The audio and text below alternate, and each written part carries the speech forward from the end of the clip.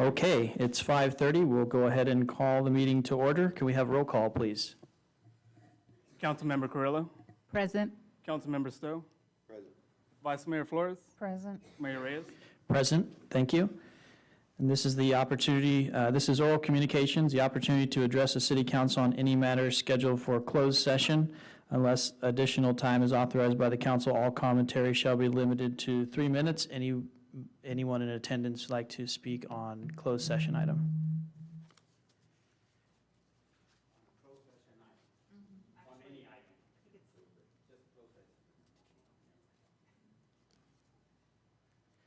No? Okay. There'll be another opportunity after, okay. And we can go ahead and proceed with closed session items. Thank you, Your Honor. There are 2 items before closed session this evening. The first, pursuant to Government Code Section 54957.6, Conflict Labor Negotiator John Lawless and Patrice Hildreth, Employee Organizations, Porterville City Peace Officers Association.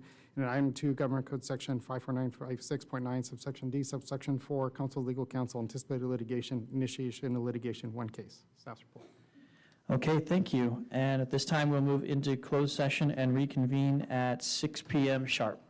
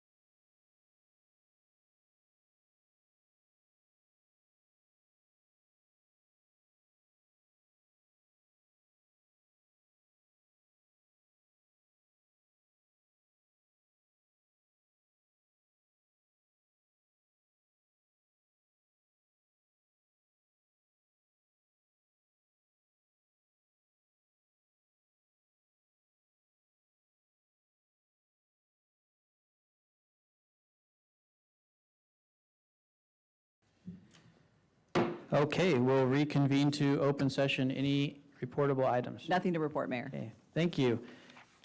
And now join us in the Pledge of Allegiance led by myself, and remain standing for an invocation. Salute, pledge.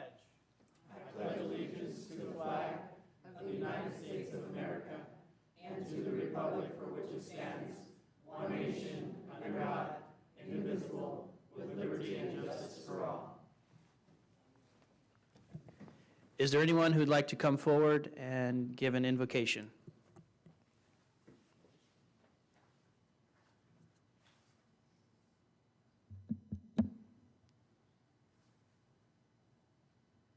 Father in heaven, we're thankful for this day, and it's extremely warm today, but we thank you for that too, Father, because we love where we live in the city of Porterville. We pray that you'll be with the council members tonight as they make decisions that affect the citizens of Porterville in their different districts. We pray that they'll ask what is good for us. And as the interviews progress tonight for a new city council member, we pray that their decision will be a righteous one, and they'll think about what they're doing and who they're going to elect. And we're thankful for all that we have, Father, and we feel that our town is truly blessed.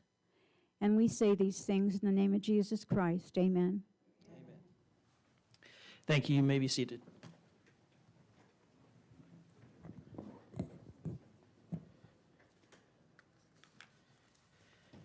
Okay, this brings us to oral communications.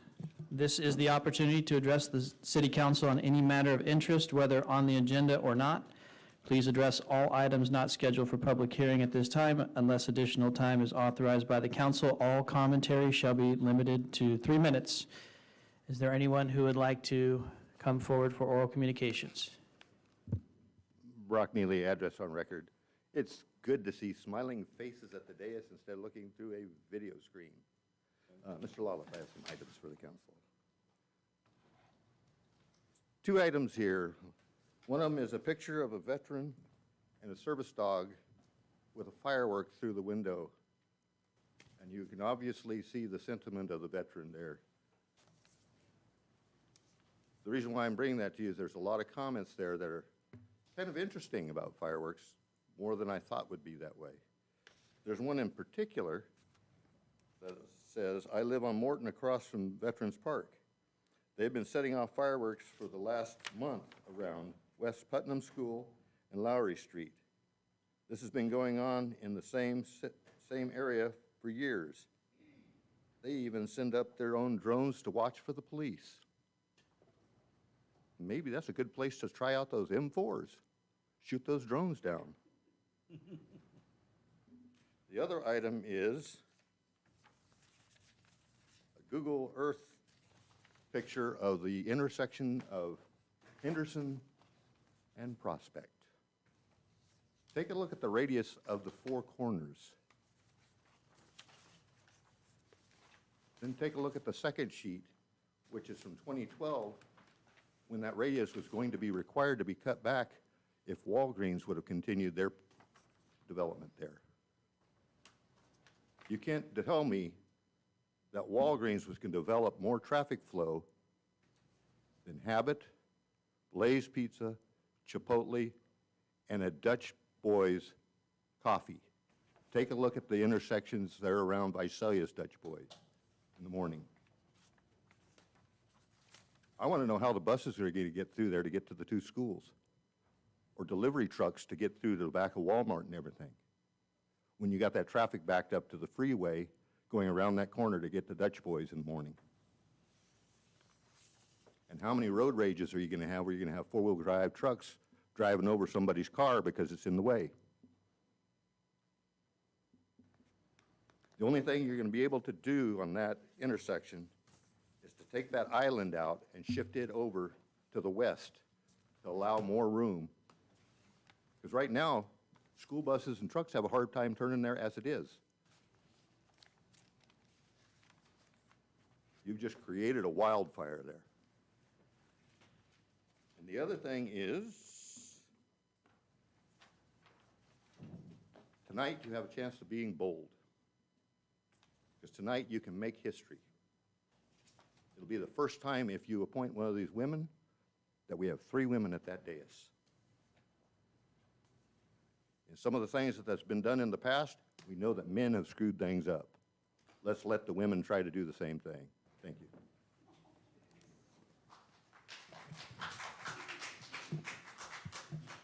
Anyone else like to come forward?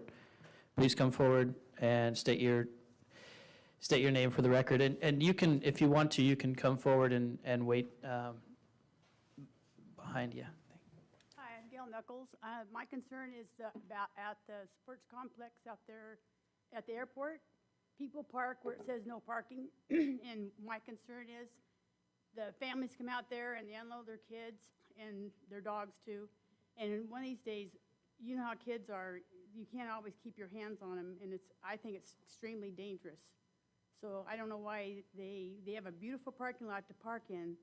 So I don't know if the police could force some tickets, and maybe they'd use the parking lot instead of parking on the street. Thank you. Thank you.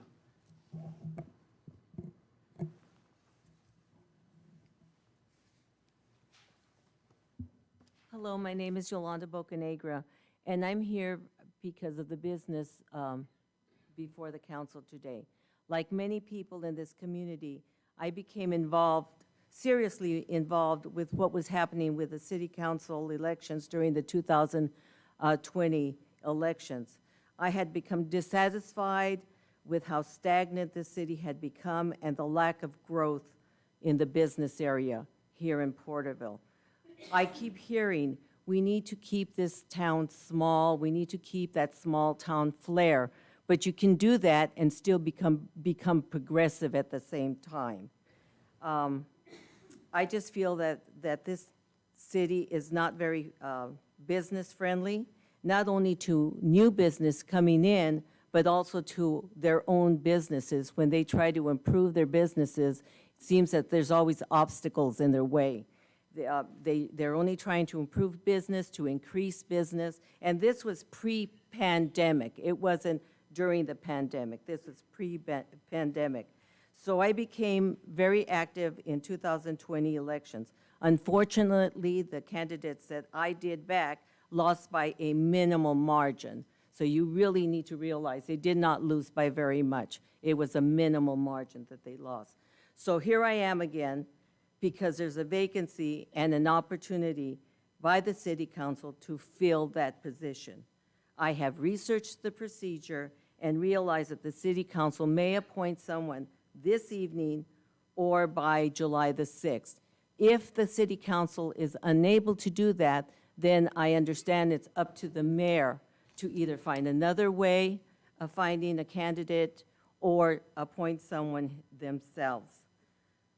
I am concerned that the process tonight be a fair opportunity for all the candidates, so that they all have the opportunity to answer the same questions and be evaluated in the same manner. Whether it's a numerical system or a point system, it should be the same. There should be no difference. I also feel that if the city council is not able to choose someone tonight, they should give the reasons why these candidates are not qualified or were not found to be qualified. And if the mayor and the city council appoint someone from the outside or internally, then the citizens of this town need to know what qualifications they had to be appointed to the city council. So all I'm asking is for transparency in tonight's appointment. Thank you. Thank you. Anyone else like to come forward? Fred Beltran, Vice President of the Porterville Area Coordinating Council, 368 East Dade Avenue. I come before you today, as I have in the past, to try to champion a project that I've mentioned several times related to water billings. It's called the Good Works Project, where you round up somebody's bill, and if they're willing to donate some of that money towards the fund, that would then turn around and help people pay their water bill. It's just a revolving door for the city, really, where you would collect the funds, you'd give it to an agency that then turns around and helps a family that needs their payment on the water, and it comes back to you. I had a person come in today, had over a $1,000 water bill. And I'm sure some of that is related to the COVID, where people were not being shut off.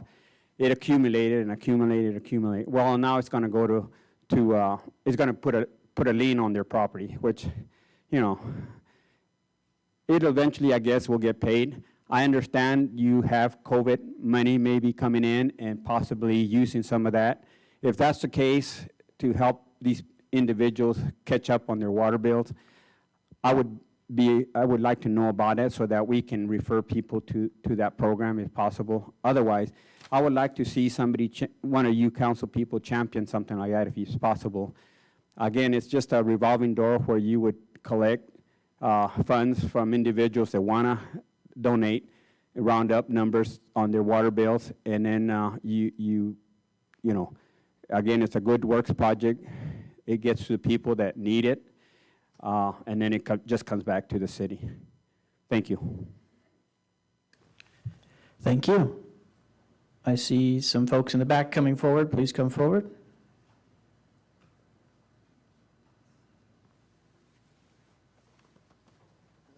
Good afternoon, City Council. My name's Darren Garrett, owner of Bloom's Farms, and I'm going to let Maria. I'm Maria Marrero, and I'm co-owner of Bloom's Farms. The reason we're here today is we want to approach and remind you as City Council Mayor. Back in November 3rd, we got the list of who passed our grading, our scores for the dispensary here. Because it was, the way it was written, everything, all the misunderstandings, however it went, then we had a meeting December 15th that they were going to move forward and offer the third one to local only because of the misunderstandings. And so December 5th came, we understand coronavirus. February 2nd was a motion to change the city ordinance, and it was changed to 1879 and 1880 to give a wholly local owned and operated retail adult dispensary, from a medical dispensary to a whole retail adult dispensary. Back in February 16th, right afterwards, the resolution to establish the retail of the cannabis at 7%, plus to allow the additional wholeheartedly locally owned dispensary. We just want to say, we're still here. We're still waiting a decision from you. Darren, do you want to talk about your part real quick? No, Your it's money? Yeah, I mean, you know, I'm excited to do business with the city. I've been doing business in the city for over 38 years now. I do have 1.2 million that's been sitting in an account based for that business, plus $500 worth of real estate in the old Bobfield Mitchell's Jeweler building that I own. That's just sitting there. So we're just hoping that the city council will kind of put a rush on this and either give us a yes or a no, or where we're going with it, so that way we could figure out what we're going to do on our end. I would appreciate that. It just, like we said, we just want to remind you that we're still waiting for that answer. I know you've moved ahead, you've changed the ordinance, but yet we don't have no feedback. We're still pending, we're still waiting. We'd like to see if we're allowed to go forward. The reason I mentioned November 3rd, because November 3rd is the scorecard. We went from the highest to the lowest. You took two high companies that were out of town, we're not local. We end up coming with two locals, ourselves and it's what, TREDC? And so we just want to move forward. We'd like to ask you if you please put it on your calendar. Thank you. Thank you. Thank you. Is there anyone else who'd like to come forward? Okay. Is there anyone virtually, online, YouTube?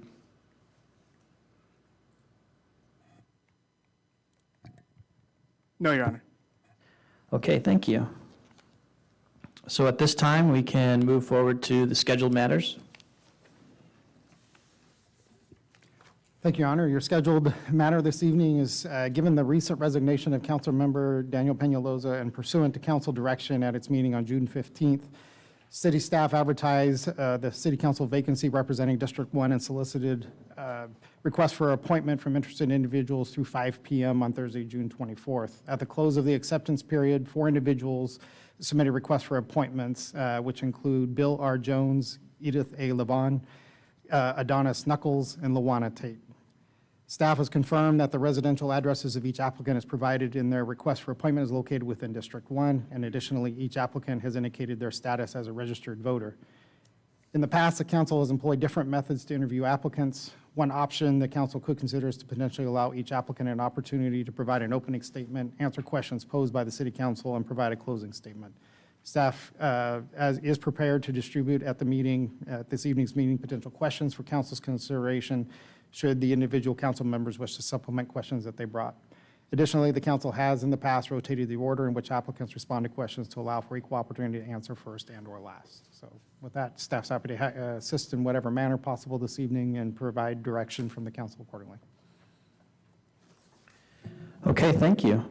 So I know that before we go much further, it's probably appropriate to discuss the process, especially considering the questions that might be asked during this. I know that there's been some, I briefly saw some questions that could be presented, and I think we need to decide if we're going to move forward with those questions.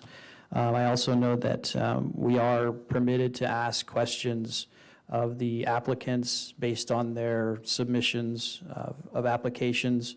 So the only, there could be questions that are alike throughout, with the exception of some that are more specific to the submissions of the submission of information that the applicants have given us.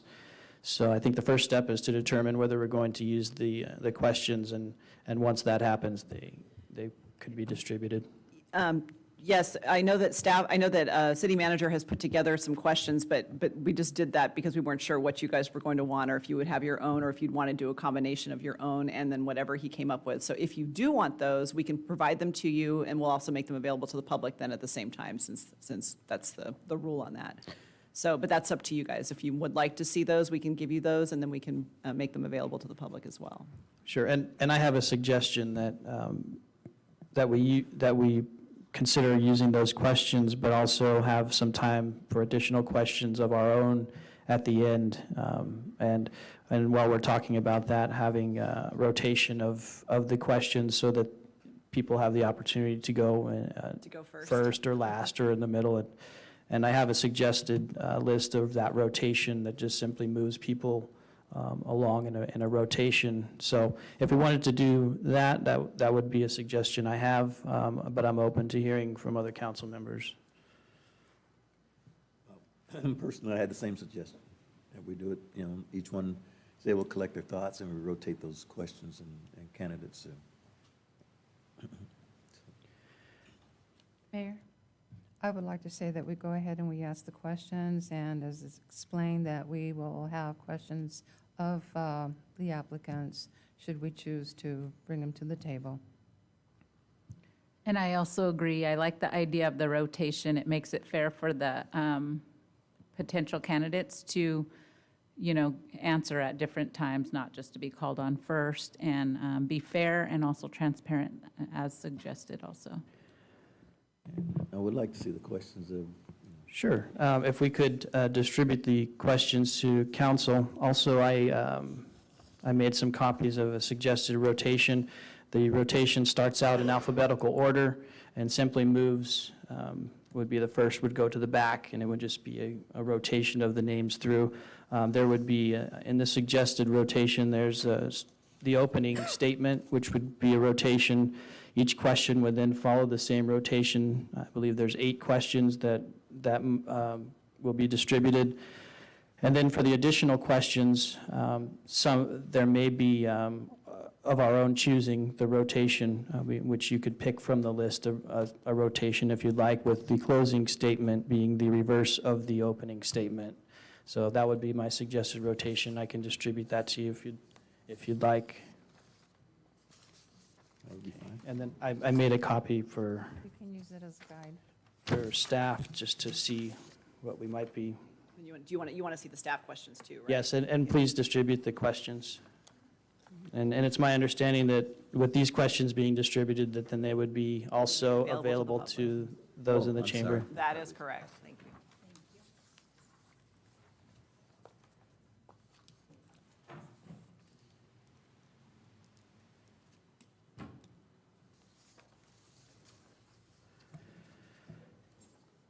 Okay, so as far as process, I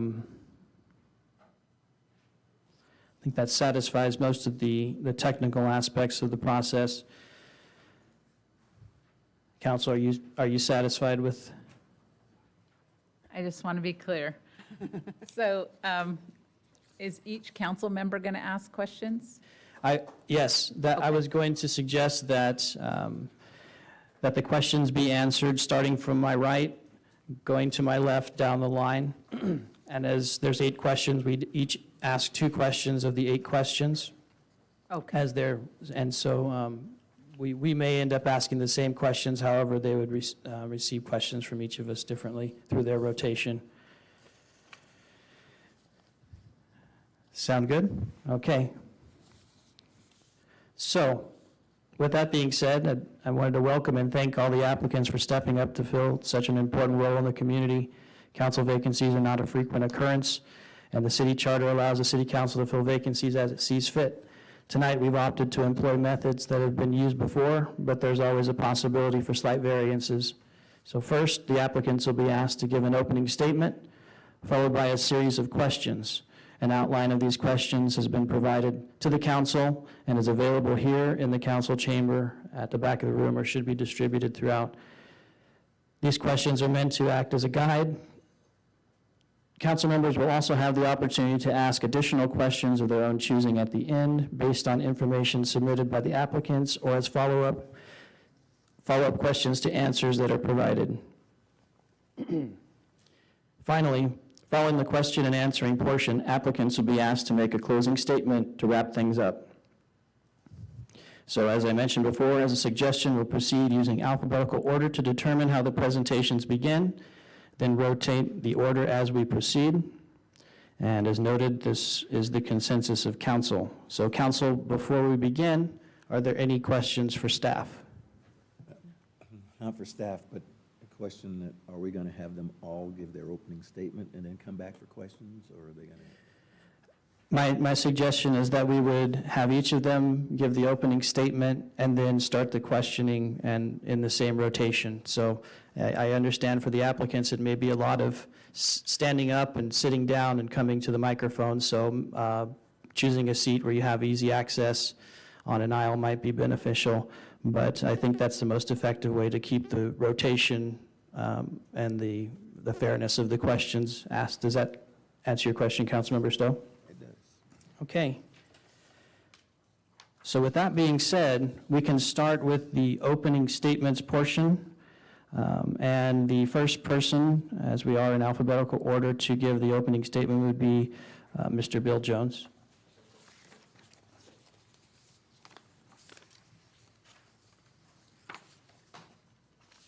Good evening, Council. As you can tell by my resume, I moved out of town about 17 years ago and went into Springville and was involved in the golf course up there and a lot of things. And we came back into town about 1.5 years ago, sold our place up there. And then I've been involved in the Lions Club through the last couple of years, trying to keep it moving with the COVID thing and the whole thing. So I served a 2-year term there, which finished today. It's one of those things I'm glad I'm out of. So, but anyway, getting back into things, I've been involved in city things and county things over the years, as you've seen, but not to the extent I'm considering now. So I would appreciate you considering me for being involved, and I'm appreciative of what you have done. I have paid attention to what you've done, and I think you, no matter what a lot of people think, I think you're on the right track. Sometimes you get stuck, and I understand that. So I won't take a lot of time because I think it's going to be a long night. So, thank you. Thank you. And up next with the opening statement would be Edith Levon.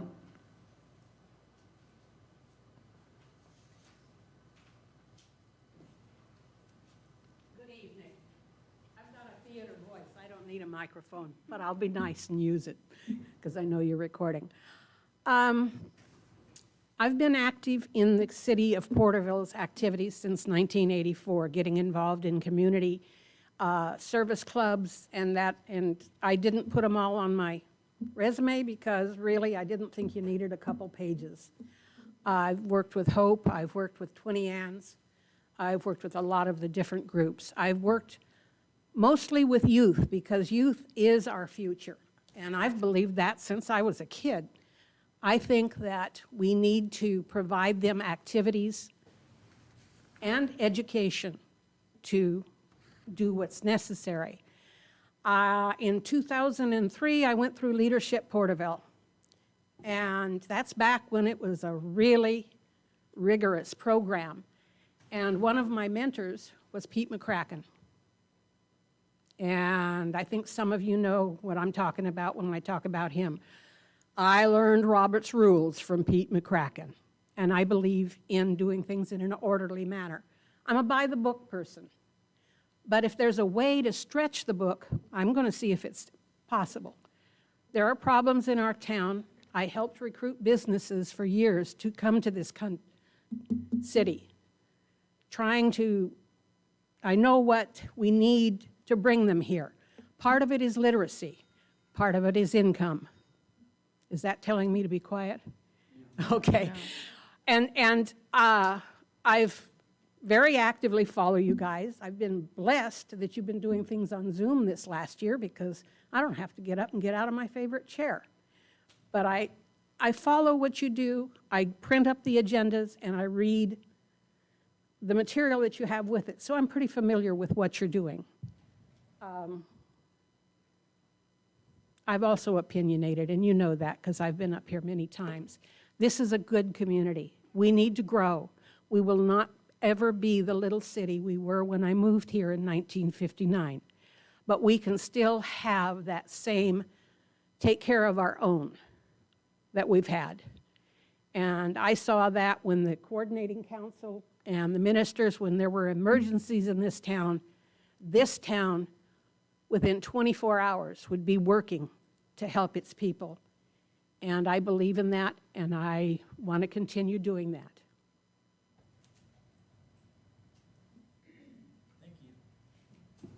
Thank you. And next, with the opening statement, Adonis Knuckles. Good evening. My name is Adonis Knuckles, and being on the city council would be a way for me to give back to my community that has supported me over the years in my business. I have about 33 years of customer service and public relations, which I believe coming to the council would be something good to bring to the table. It's provided me insight and basically insight on how people kind of the ins and outs of today's citizens. I'm heavily involved in Zonta of Porterville, and we actually just had a fundraiser for them out at the ranch, and currently I'm president of Setco Republican Women, which I also have completed a 2016 Leadership Porterville, and I believe all of those entities that I'm into, including my job with the organizing, putting on events, getting the community, helping fundraisers for clubs. I mean, I give a lot back to the community by giving them a break so they're able to have a fundraiser and be able to capitalize over it. So I know what that's all about. And I just think that with my integrity and my commitment that I intend to hold throughout the term is something that I would stand by. And I'm here because I love my town and I love the people who live in it. So, thank you. Thank you. And next, Luana Tate.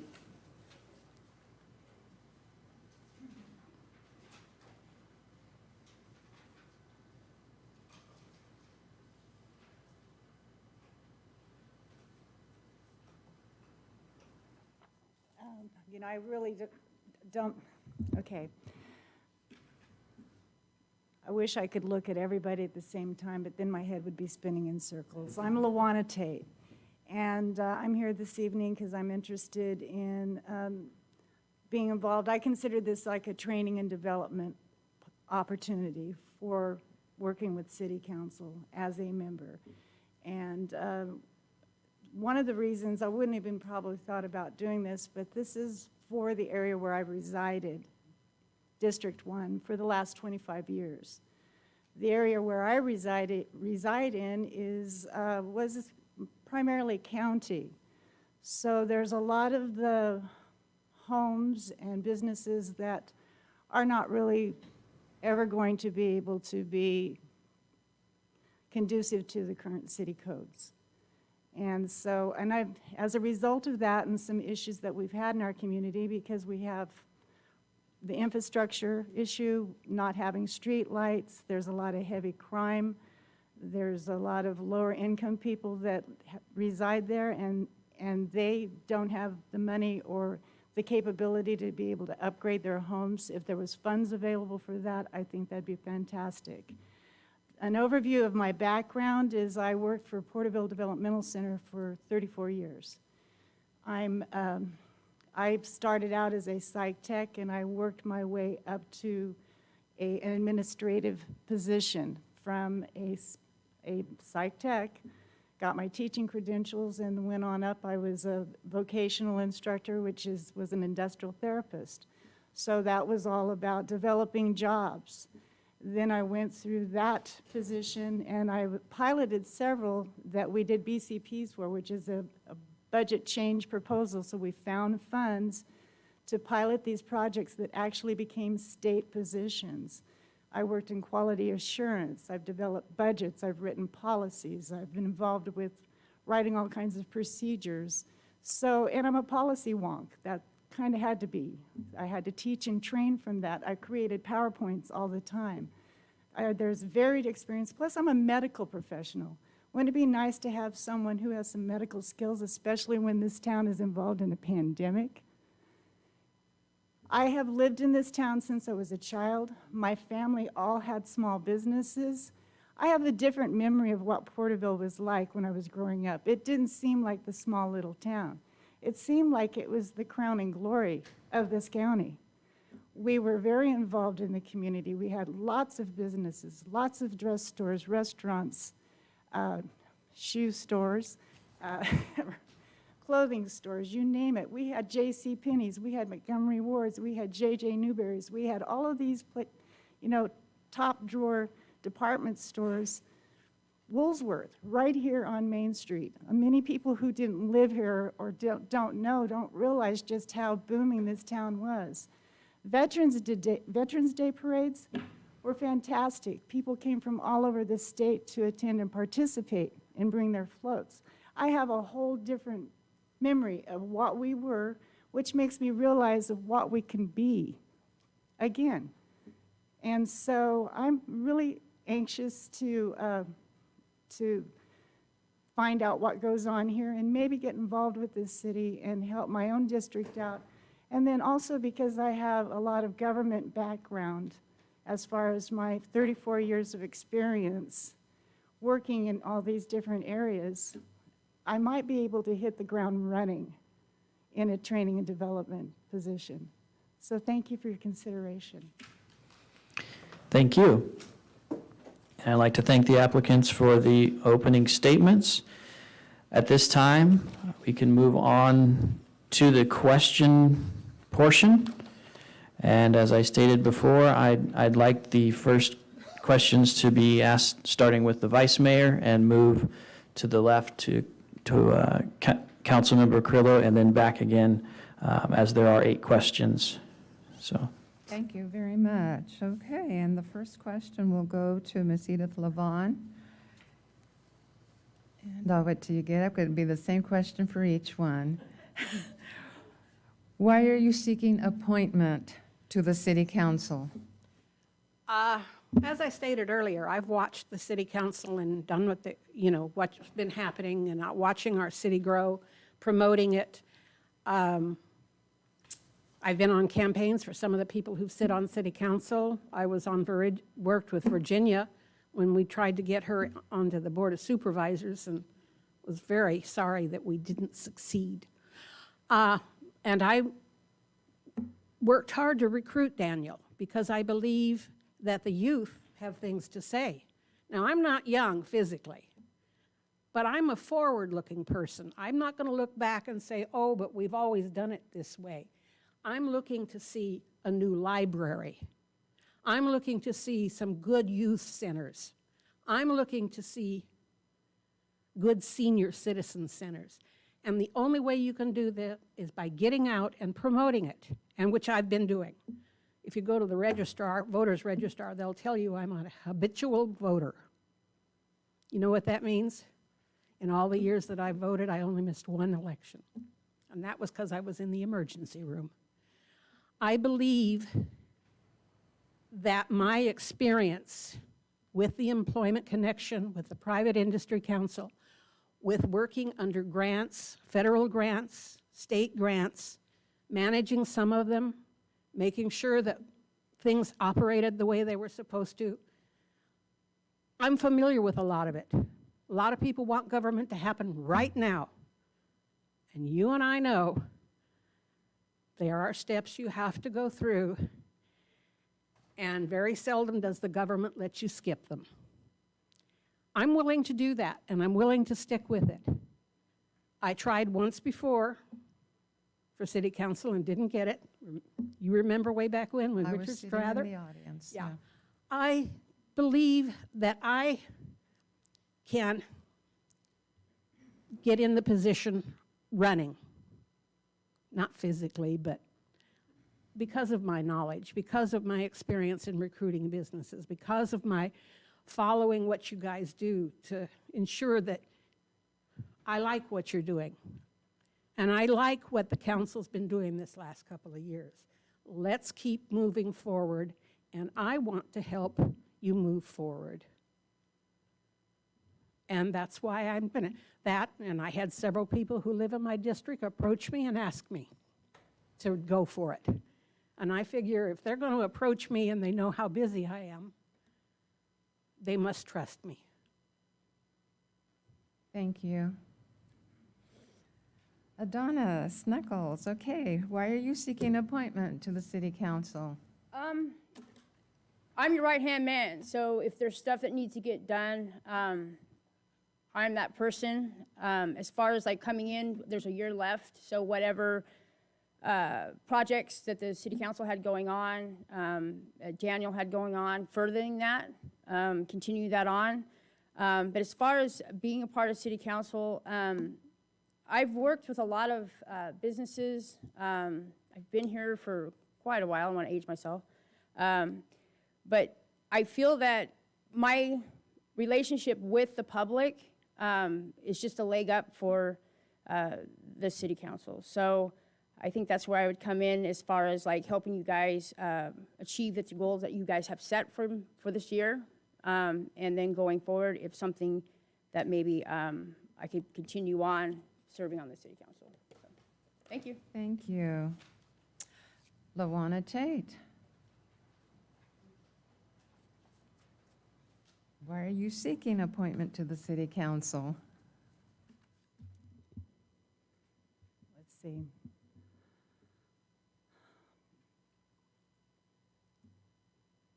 The reason I'm seeking council, or seeking this position is because I've been to a lot of your meetings, especially when it's a particular project or something that I think is important to the community.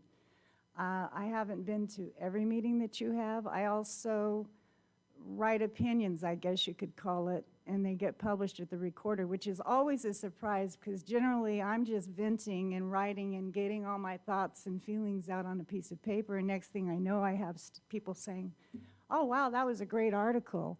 I wrote one about Porterville Pride. And so part of the reason why I want to be on the city council is because I have a lot of pride in my community.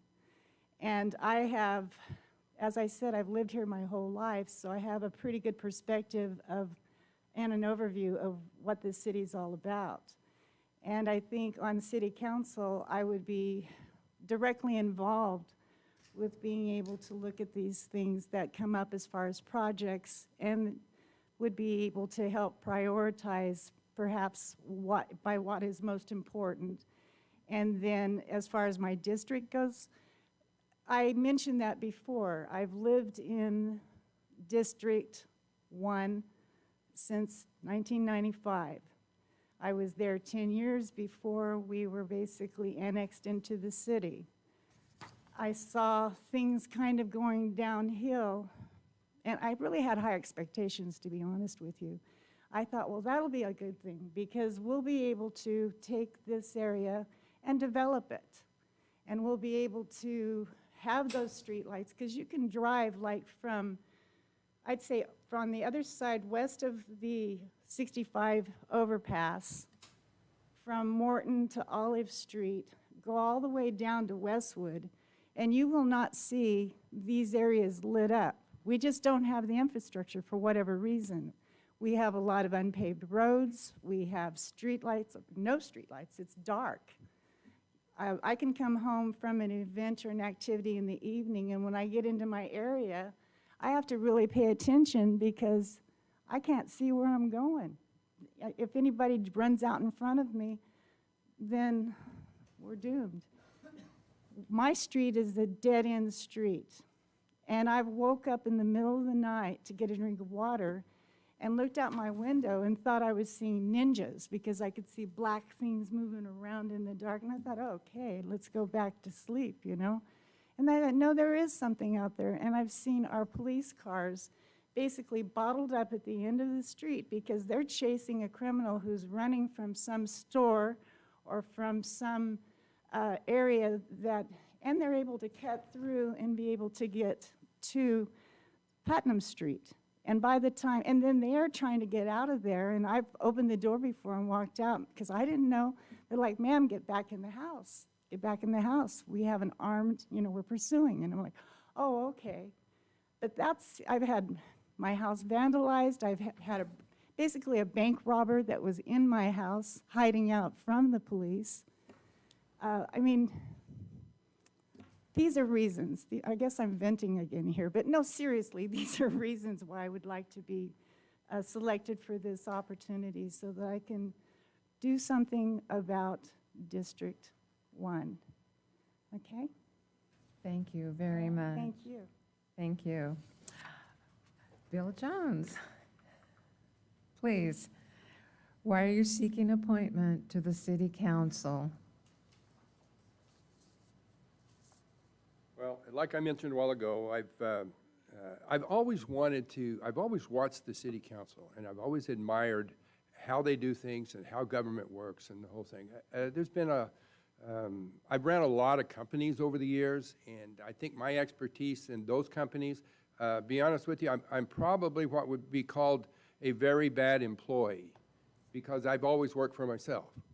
And those of you in business know that those of us that are pretty strong in that field are not good employees because you don't take too many orders real quick. You kind of are the leaders, not the followers. And so that's my position. I think you guys are the leaders of the community, and I would like to be part of that and put my expertise that I have over these years into helping you.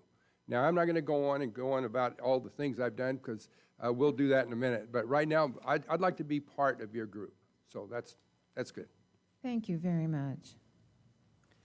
Mayor, before we proceed, I forgot to ask when you guys were setting this up, did you guys want to set time limits with regard to responses?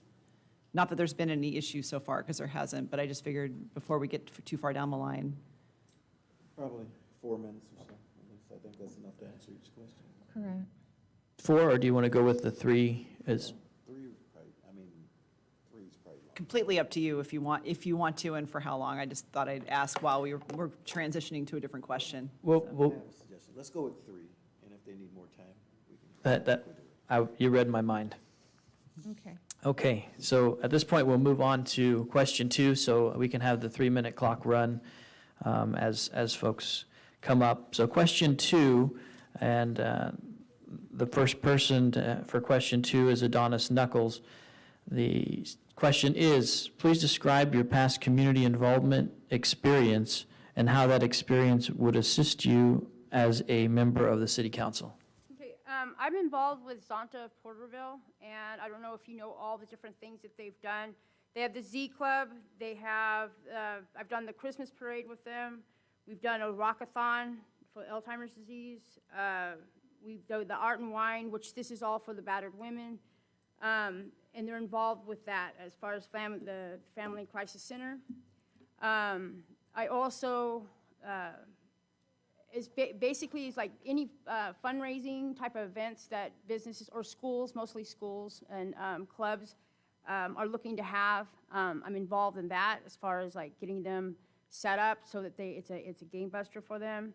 And this experience dealing with all these different entities as far as like with Zonta and with Setco and just with my business has me really involved in the community in different aspects. So I think that is a bonus to bring to the table for you guys as far as like the communications that I have with the schools, the clubs, and just basically the citizens of Porterville. Thank you. And the question will now go to Luana Tate. The same question, which is, please describe your past community involvement experience and how that experience would assist you as a member of the city council. Through the years working at Porterville Developmental Center, I was very, actually I was really surprised because I got selected out of all of the employees. I think at the time we had about 1,500 employees at PDC to be part of the leadership program. And that was in 2003. That's where I first met Edith.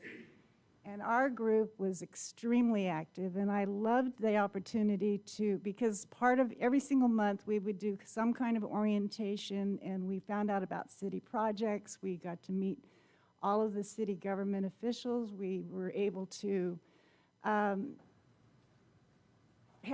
all kinds of leadership training, kind of like grooming us to be on city council, honestly, because one of the times when I wasn't able to make one of my sessions, I guess you would call them, my leadership sessions, my punishment was to come up in front of the group with a issue or a topic in front of city council. So that was the first time that I ever stood before this group, was back in 2003.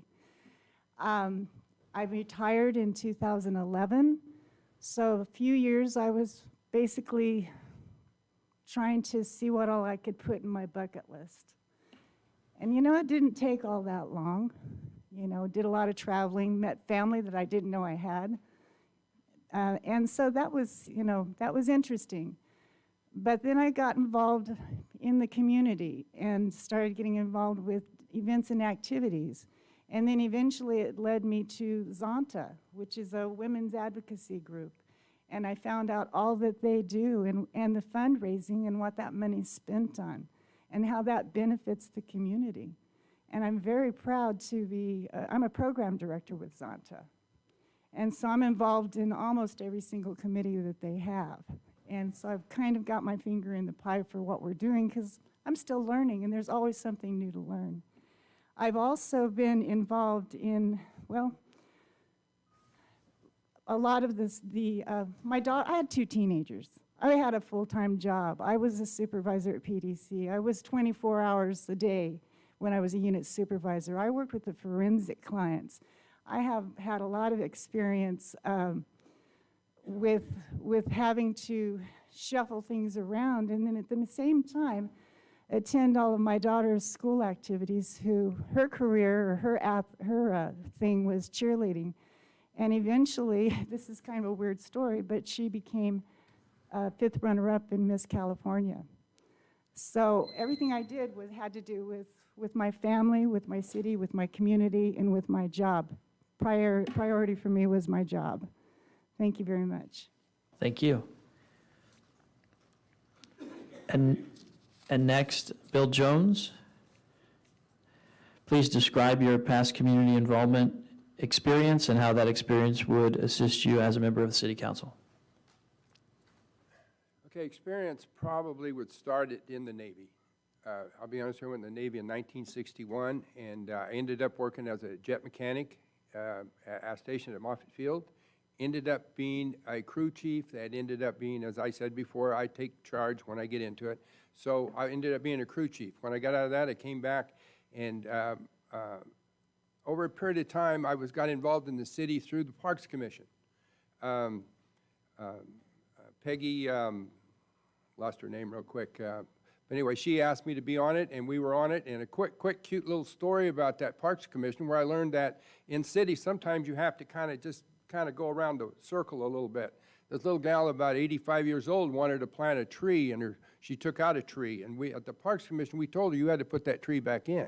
She really told us she did not want a tree there. So Parks Committee, it took us a month to go over this with her.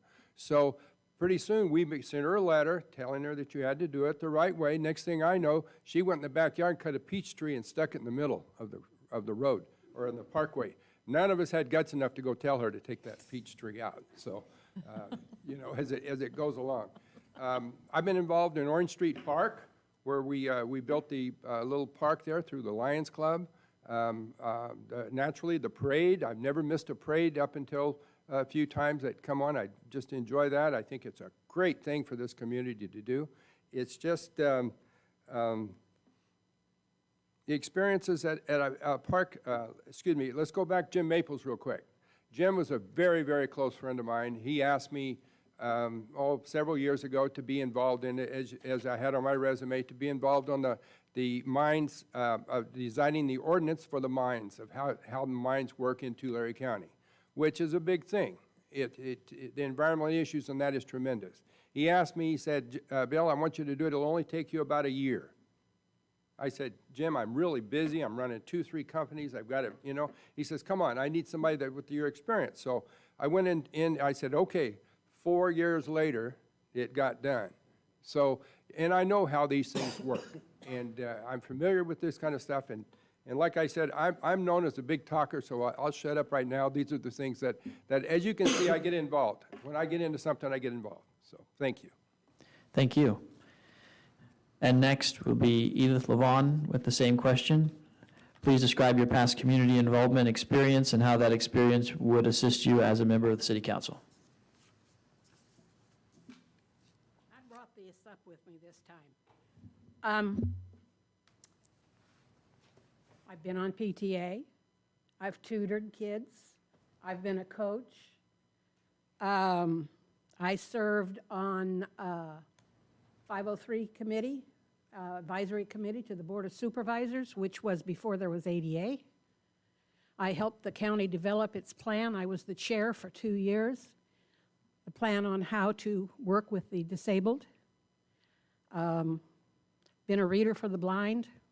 I put 10+ years, but if you want to know, it goes more like 28. I have assisted rehab in adaptive practices, developing things for persons with disabilities. So I'm aware of a lot of things that involve safety that you might not think of. 17 years, a chamber ambassador. And Donette, when there was an emergency and she would call me at 6 o'clock and need something, I was there. When J.C. Penney's burned down, she called me as it was burning and said, the staff are out here crying. Can you come and help them? My job was to work with dislocated workers. I didn't hesitate. I got dressed because I had been asleep. And I came down and stayed with the people while the place burned, and then reported to work early, worked with Janice Whitaker, who was EDD, and we had services for those people starting at 8 o'clock to help them with the emergencies they had. I've worked with the coordinating council on emergencies, and I know what the city can do. And I know a lot of places that are not as well thought out as this one. I'm on the Library and Literacy Commission Because when I recruited businesses, I knew what they wanted, and one of the things they wanted is they wanted a library. And they wanted people that were literate. And when places closed down, people were not as literate as required. And I know that if we're going to make Porterville have something besides pizza places, Mexican restaurants, and coffee shops, we need to bring the literacy level up so that we can recruit the businesses that will give our people the wages that will bring us Sizzlers and Trader Joe's and all of those other places we want. I've recruited businesses and brought them to Porterville. I did it for Lindsay, too. NDS was one of my pride and joys way back when. I got them their first HR person. I've always in the background doing things. If there's something that needs to be done, I'm willing to do it. I don't have to be out there in front getting the glory. I want to make sure the job gets done right. Thank you. Okay, we'll go to the next question. And I have Ms. Tate.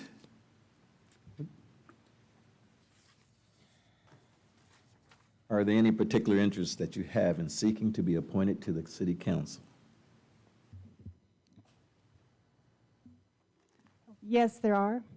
One of the, in addition to my experience working for 34 years at PDC, there was a hiring freeze at that time, so I was unable, after I became licensed, I was unable to get a job here in Porterville. So I was going to school in Bakersfield and decided that I would try to find a job there. So I found a position with the county, and I learned more in that job than and it really made everything seem real elementary when I came to work for PDC. I was a crisis worker. I was working on, we had a federal grant. It was through the Department of Mental Health, Dr. Grabsky, who was the director of mental health. It was very competitive. I got it. I also required like 3 months of orientation. We worked directly with the police. We had a group of people that went out whenever there was someone who was having perhaps a mental health breakdown to be able to go with the sheriffs and with the city police in Bakersfield. And if needed, we could perhaps, if we could talk them down and resolve the problem, they would remain home. Otherwise, I worked out of the emergency room.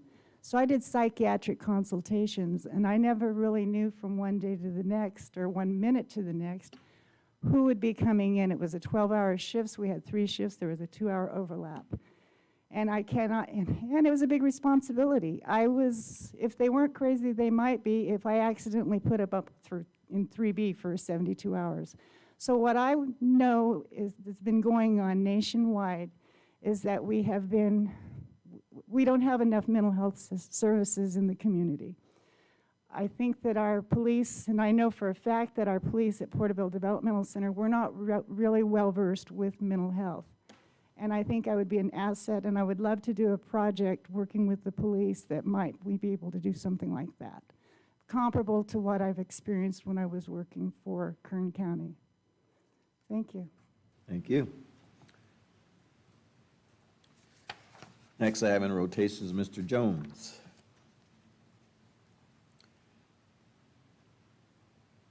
And are there any particular interests that you have in seeking to be appointed in the city council? There's probably a lot that you guys are taking on, and I understand that. One of my particular things that one is roads, as we all have the same thing. It's the roads, or they need to be, and I could see us doing what we can with that. Measure R has helped, but other things need to be considered on the road. One of my pet ones are the homeless. I feel that we have to, I'm not a firm believer of handing out, it's helping hands.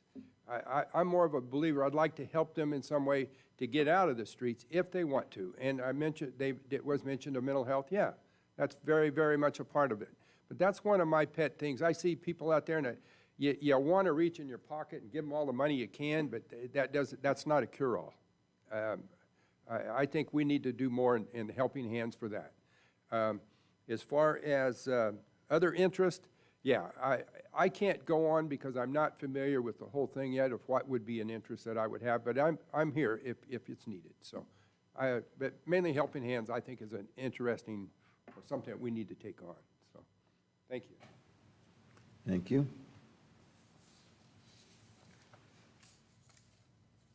And, okay. Every time you say Mr. Jones, the song that talks about Mrs. Jones.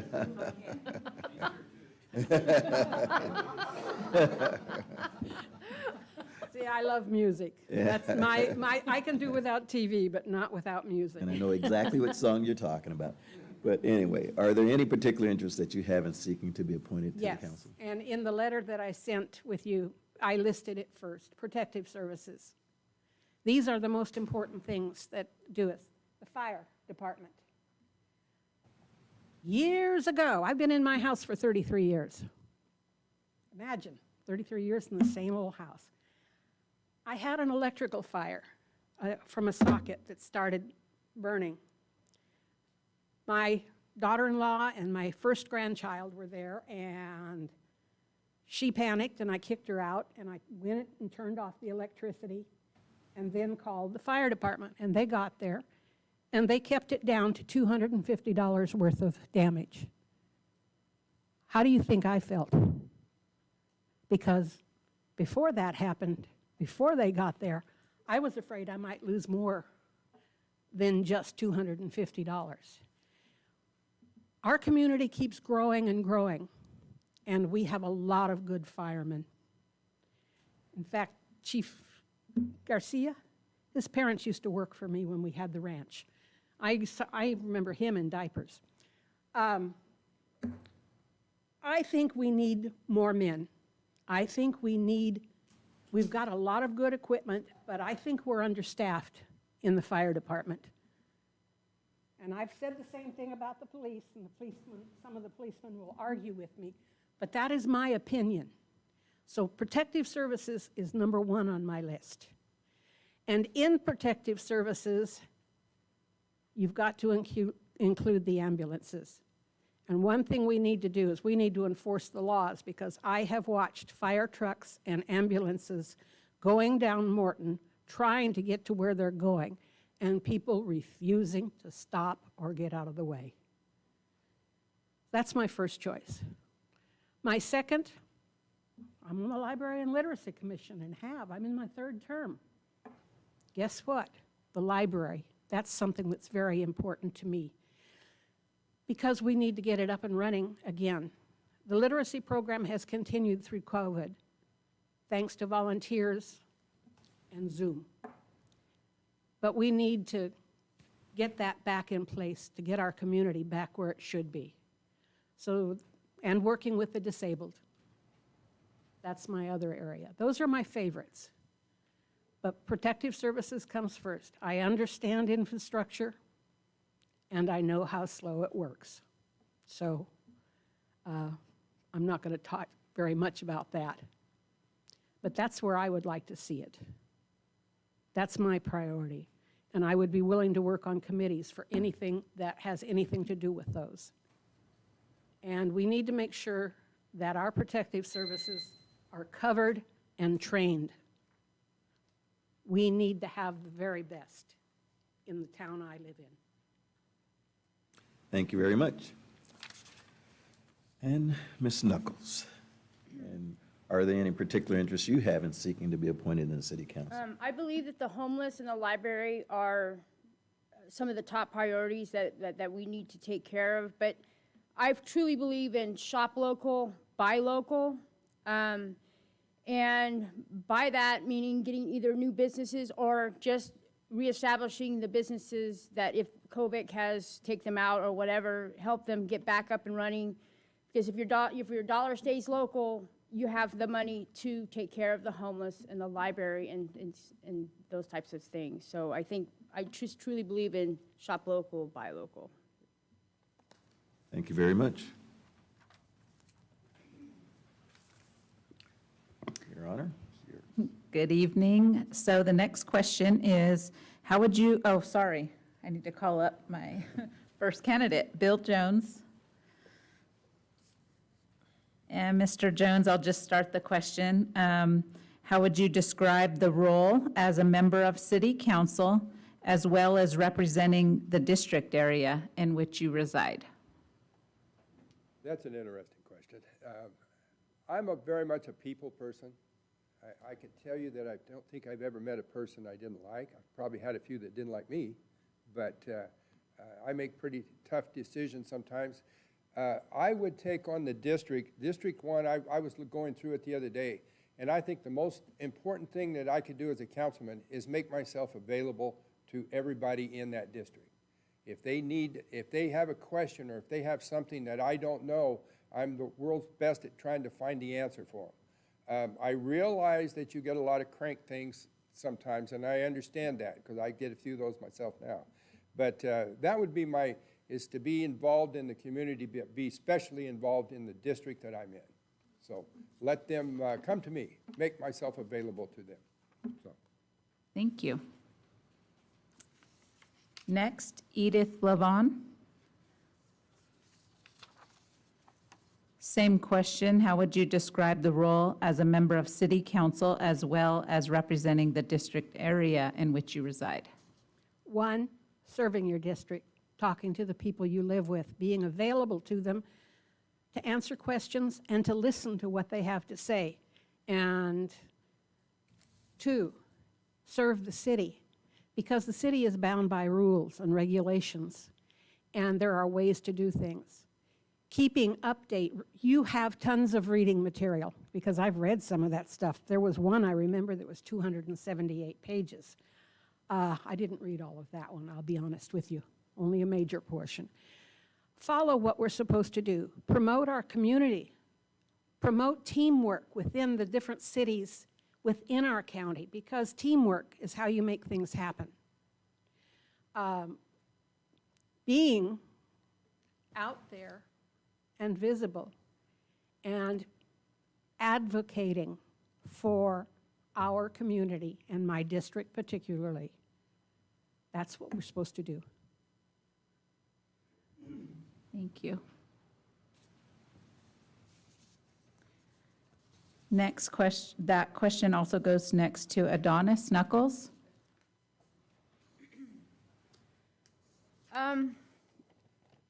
As a member as a city council, I believe everywhere you go, you at that time represent the city of Porterville.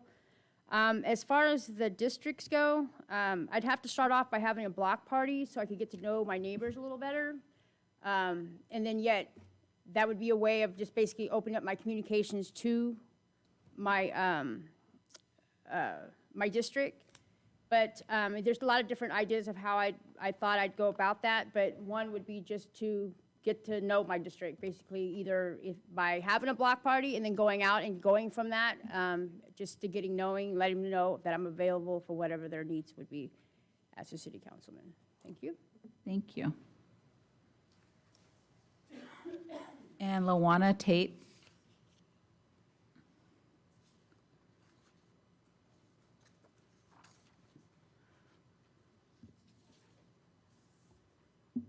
My role as a city council member would be to basically make sure that we all have a united front as a group, and then also to maintain professionalism at all times. I'm a very friendly person, like Bill. I'm a people person too. I'm sociable. A telemarketer will call me and they don't call me again because I'll start talking to them. I'll find out how many kids they have. Okay, that's the kind of person that I am, and I can't help that about me, so I try to use it as a strength. But we need to maintain confidentiality, and it's also been my experience in government that what may be a priority today will take, another priority will come along, and that'll take precedence. And so we don't want to go out and make a commitment to our communities, which I would be representing District 1, about what we're going to do until it's actually in writing and we know for sure that that's going to happen. There's nothing worse than disappointing people in a community and voters. My method of being able to reach out to our district is basically doing a visual of everything that's going on at each of the homes and evaluating perhaps their individual needs in that area. And then also to be able to, once I get that information, I could create a sort of an audit so that I could talk to people about what they feel is most important to them and run down these questions with them and see if they might need help or if there's anything that we could do to help them here at City Council. And use that influence to be able to support the district that I reside in. You know, these are my neighbors. Some of them are my friends. So I like the block party thing too, though, Adonis.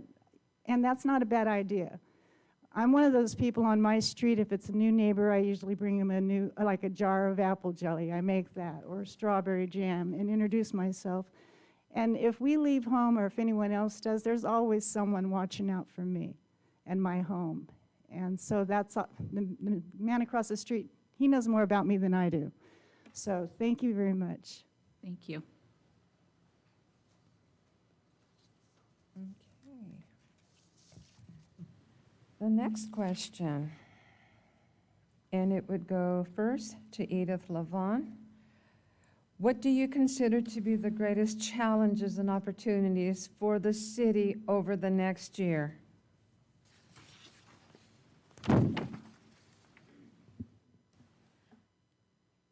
Getting back to something of normal. COVID has put a lot of things on hold. It's affected a lot of lives. Some good, not so good. I know we've all lost friends. Getting us back into full operation as a city and the activities that people do so that they can feel more involved. One of the great challenges is the homeless. And I cooked for Helping Hands for 5 years. And I also did a lot of cleanup at the Barn Theater and got to meet a lot of the homeless. Some would help me, some wouldn't. And I knew from them that some of them were being bussed in because they told me where they got their ticket to Porterville. That is something we need to deal with. In fact, I so believe in the mental health part of it that I was asked to speak to the hospital board about my ideas on mental health, and they told me mental health wasn't their area, and I said, no, but we need to do something about getting something here. This is something I've felt for a long time. Opportunities? Well, we just went through something we've never gone through before, and it was longer than anything we've ever gone through before. We need to be forward-thinking and take any advantage of anything we can. And there have been a lot of opportunities for grants, and I have helped write grants to get monies for nonprofits. And we need to be proactive and out there looking for what can help us as a city. And we need to recruit as volunteers, as persons of interest, to get involved in helping us in this area. I don't know exactly how to say what I want to say, but we need to bring the community involved into helping to make the opportunities. Because by being involved, they feel more ownership. And we need to get the ownership from them so that they will work with our slow processes in the government. Thank you very much. Adonis Knuckles, what do you consider to be the greatest challenges and opportunities for the city over the next year? Yeah, repairing the relationship between local businesses. I think right there is a challenge, plus there's an opportunity. So if that relationship could get repaired, you would have then lots of opportunity for growth. I believe that's something that is pressing, and that's all I have. Thank you. Thank you very much. Okay, the same question. Next one would go to Lawana Tate. What do you consider to be the greatest challenges and opportunities for the city over the next year? We've been talking about a lot of the challenges, and the homeless problem is a big deal. Many may not remember this, but at one time, before things got privatized, and things were basically, because funds go from federal to state to county to city, and we had it was basically managed and funded by the county, but here in Porterville, we had a walk-in mental health clinic. And that helped people that were placed in the community to be able to have the service and support that they needed to maintain their meds and to maybe keep them a little bit out of trouble. Someone that they could come and talk to and get assistance from. So we need to maybe revisit the possibility of developing something like that, and it's an opportunity. We also have great opportunities going on because we have a casino coming in. That's going to bring visitors from all over, who knows where, to this area. So we want to be able to be prepared for that influx of people so that we can draw those people, because they can be out there and they can gamble and they can do whatever, but they may want to, because we live in a beautiful area. We're the gateway to the Sierras. I tell people all the time that I live in a little city nestled at the foothills of the Sierras, and within 30 minutes you can go to Sequoia National Park. So we're going to get a lot of tourism here that way, and I think that is going to be a great opportunity for us to tap into as far as City Council goes. And so, same thing for the area that I reside. Anything that we do that's positive for this city is going to be positive for District 1. Thank you. Thank you very much. Bill Jones, same question. What do you consider to be the greatest challenges and opportunities for the city over the next year? Like I said a while ago, probably to me, one of the biggest concerns we have are the roads. And I think you guys are doing a fine job with that. I've seen that in the city staff, and everybody's doing well with that. I see a lot of improvements coming on, but still not done. Well, the other one I consider something that we need to do is Main Street. I think Main Street needs to be improved to the point where we can get businesses downtown. Why do you want to come downtown Main Street? So that's something that every town has to fight somewhere along the line. Other things are the police. I just cringe when I feel that the police are not getting the support of the community. They're the outlaws. They're not the police. That's wrong. That's totally wrong. And I'm a very firm believer that I think I cringe when I see them go out on the road. They don't know if they're coming home tomorrow or tonight. Those kind of things are things that we need to change, and we need to start at the top and start working those things down. So I could go on forever, so I'm not going to. That's good. So thank you. Thank you very much. Okay, thank you. And so we'll move on to question number 6. This question will start with Adonis Knuckles. If appointed to the City Council, do you plan to seek re-election in November 2022? Yes. Okay. We'll ask the same question of Luana Tate.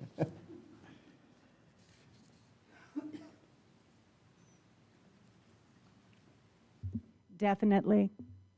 Okay. And Bill Jones? Okay. And also Edith Levon. Well, I'm the oddball. And I'm going to say it depends, because it depends on who's running. There are people in this community who are better than I am. I'm going to admit that. I'm not the very best. I'm better than most, I'll say, and I'm proud of what I do. But it would depend on who's running. I wouldn't mind. I'm retired. You give me something to do. And I love to read. I'm a bibliophiliac, which means I love words. And I do read 600 words a minute when I have to take in information. It's something that, at this point, I can't say. We could find another Daniel. I'd work hard to get him elected again. Thank you. And move on to Councilmember Stowe. Oh, it's my turn already? My goodness.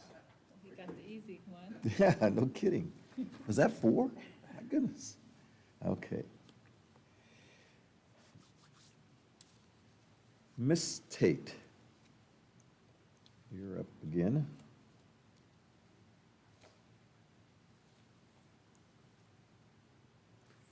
Number 5 now? We're on number 7. What are your opinions of the city council's adopted goals and priority projects for the upcoming 2021-22 fiscal year? Health and safety, considering what's going on with the pandemic. If by chance this continues on and they are talking about it, I know not everyone has been vaccinated. And so we need to do everything that we can, because really I think where we were lacking is the communication through this whole issue. We were all getting mixed messages. We're still getting mixed messages. We don't have a nationalized type thing. It goes from county to county, state to state, and it always seems to change. So we need to think about what we can do as far as training. And I think that a regular person who doesn't really have a lot of medical experience, they do not realize and as growing up as a kid, we looked for, I was isolated because of a lot of childhood diseases. So we need to talk about infection control to the community. They need to learn a little bit about what's going on, because some people have picked up on some real bogus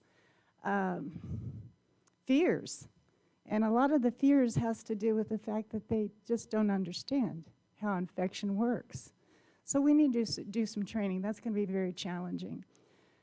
We talked about, and that was a big deal. And so we also have other challenges with this community as far as recruiting business. And so we need to think about how we're going to do that. I've been over to Exeter on their main streets. I've been to Lindsay. I've been to all of the different cities in Visalia. And somehow or another, they are doing restorative projects. And we need to figure out what they're doing right. There's nothing wrong with looking at what other communities have done to make improvements in your own community. So, and I'm with Bill. I think Main Street, we need to really focus on that. Thank you.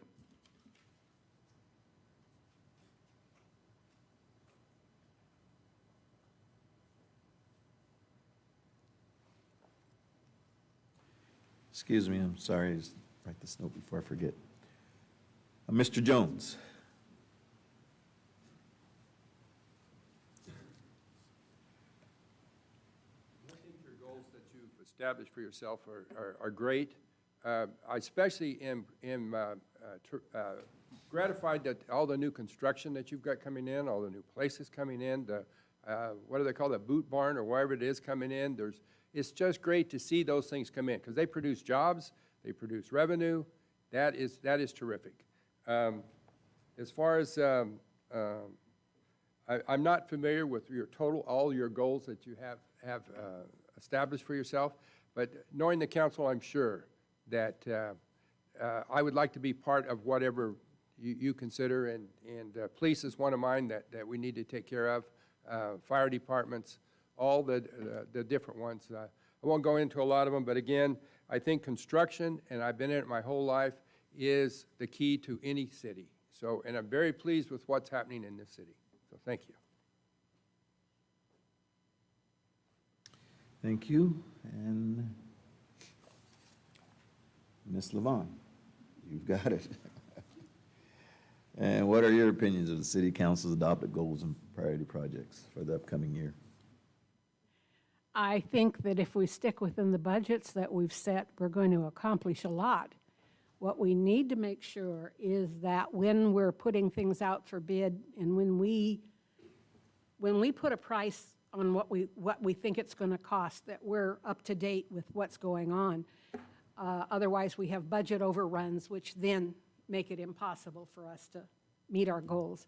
I'm a budget person. I look at the bottom line. Don't like the color red. I do like the pencil, though, because you can erase and change that. I think I'm watching all the new growth, and some of it I like and some of it I don't. And I'll be honest with you. We're expanding. I would like to make sure that when we do our things within the community, that we make sure we include things for the east side, our lower income families. And I realize not all of them are in the city limits, but those areas that are, we need to help them too. And like I said before, protective services, and youth and literacy. Thank you. And Ms. Knuckles? And My opinion on the adopted goals and priorities wouldn't really matter much to the fact that whatever they are, because to be honest with you, I wasn't able to look through all of what you guys have got going on. Very short period of time to prepare for this. So whatever those goals and priorities are, I would be there to assist to make sure those goals are met. My opinion, that would be something that's my opinion. So whatever's going on, though, I'd be there to assist you guys to make sure you made your goal. thank you very much. Councilwoman? Okay.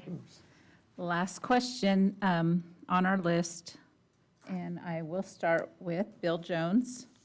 The question is, are there any particular city council committees that you are interested in participating? Well, I read through the list the other day of all the different committees on the website, and there's a lot of them, so I really don't have a preference of one. I think probably would be where I'm needed, where my expertise would fit in to help you. So, you know, I don't have a specific one that I think there's a lot of them, so I don't mind. I'm pretty well retired, so I've got time, so let's go with that. So just wherever you need me. How's that? Thank you.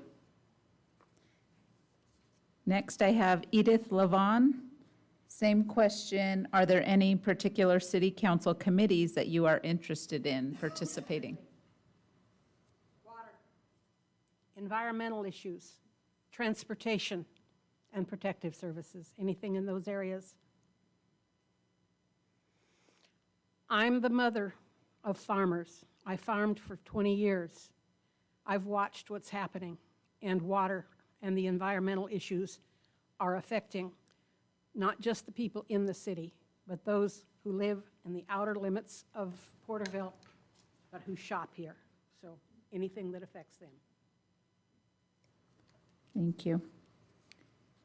Next, Adonis Knuckles, same question. Are there any particular city council committees that you are interested in? I think that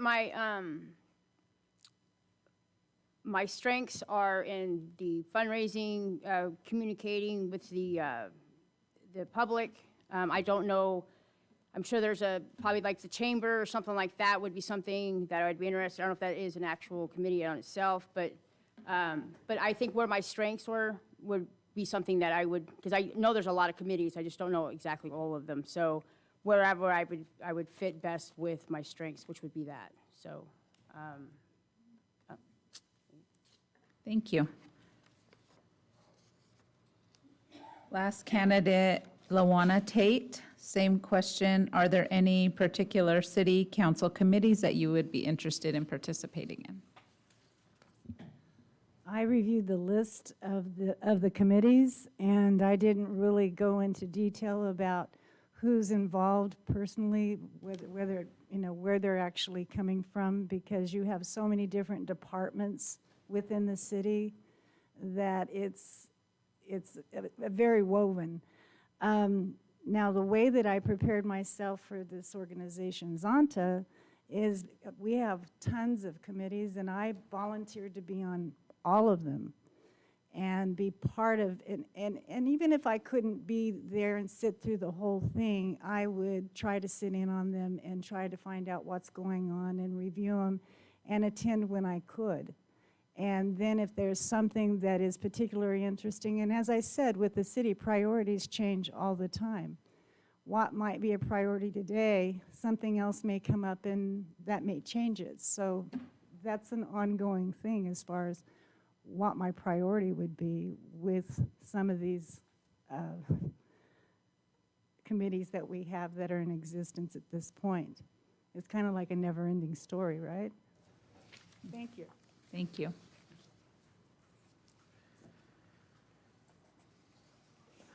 Okay, so that concludes the list of questions that we had, and this is the point in time where council members can ask questions of the individuals who are the applicants tonight. And what I recommend for this is perhaps starting with the vice mayor to my right, if she has any specific questions for someone, and then as they come up, we can each ask them a question if we have a question specifically for them in addition, and just kind of go around that way instead of having them get up. I didn't know it was going to be leg day today, asking everyone to get up so many times, so we'll try to save this last one and keep you up there for the total questions. So did you have any questions for any specific applicant? Yes, I do, but I'm going to be just a little different on this one. Not a specific applicant, but an applicant who wishes to answer the question to this regard. I'm going to give a preface to where it is I'm going, and I'm going to read that the council, under the California State Constitution, there is a difference in powers granted to the cities. A general law city is one which operates exclusively under state law. The city charter, in accordance with the state constitution, provides the city with authority for home rule, whereby the city is given the power to make and enforce within its own boundaries any law which does not conflict with the state or federal government. The state constitution gives the right of home rule to any city. Porterville has operated as a charter since 1926, and that charter has been changed by the voters several times since. So the question that I'm going to ask, considering your understanding of Porterville's charter and governance structure, how would you describe the expected roles and the responsibilities of council members?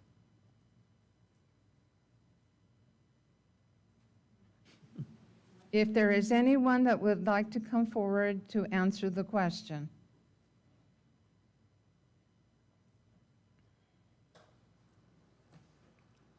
As I understand, I'm not totally familiar with that, but I feel that from what you said, that you're obligated to follow whatever that is, and there's sometimes some of those things that you said that you're not wanting to do, but they pretty well tell you how you're gonna handle it and how you're gonna do it.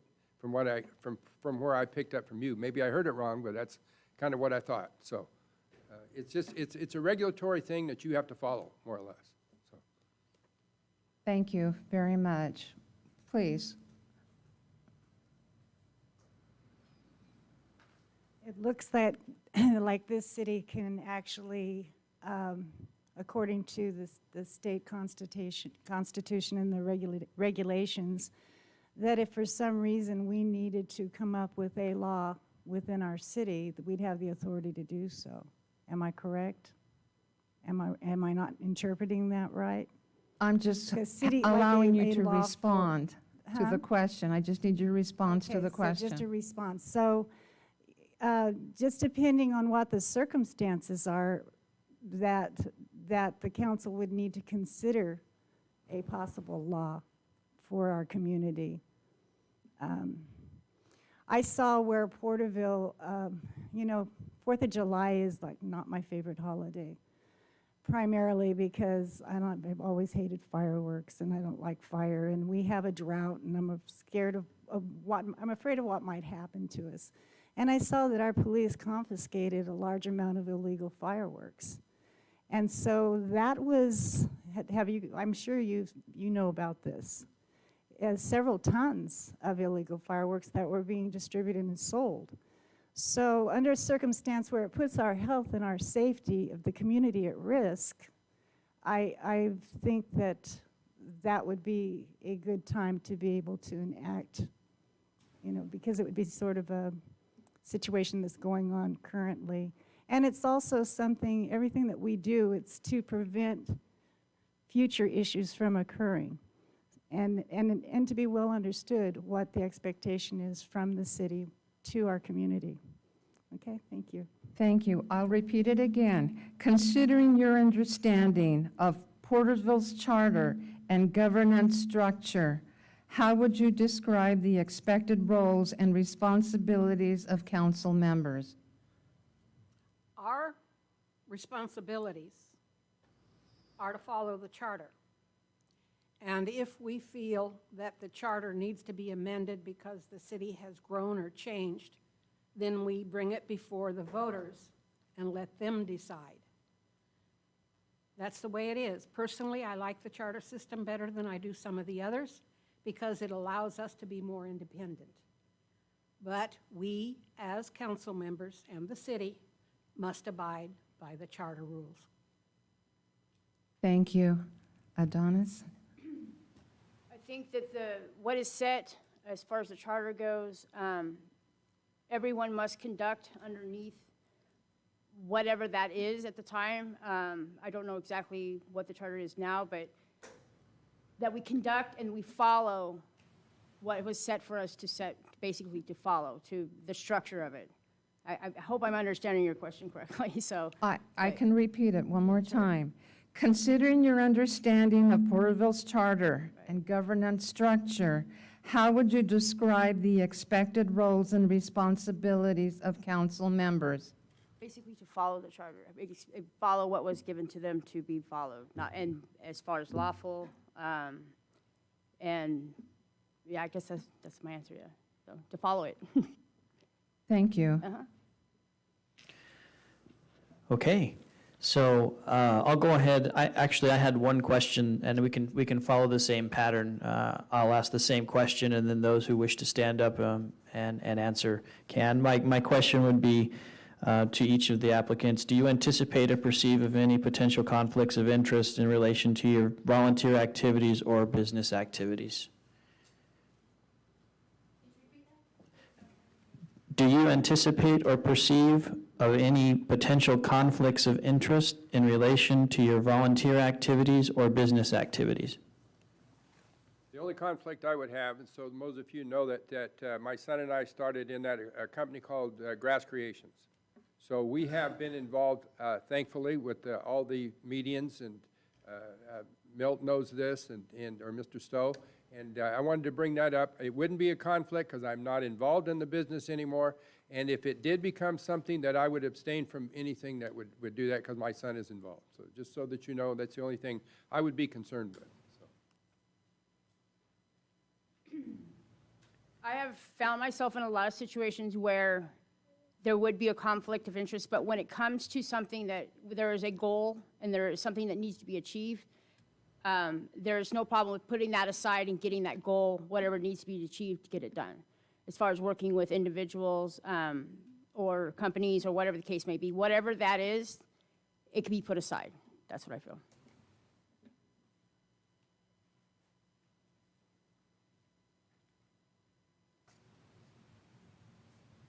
I do not believe I have any conflicts that would affect my being a good council person.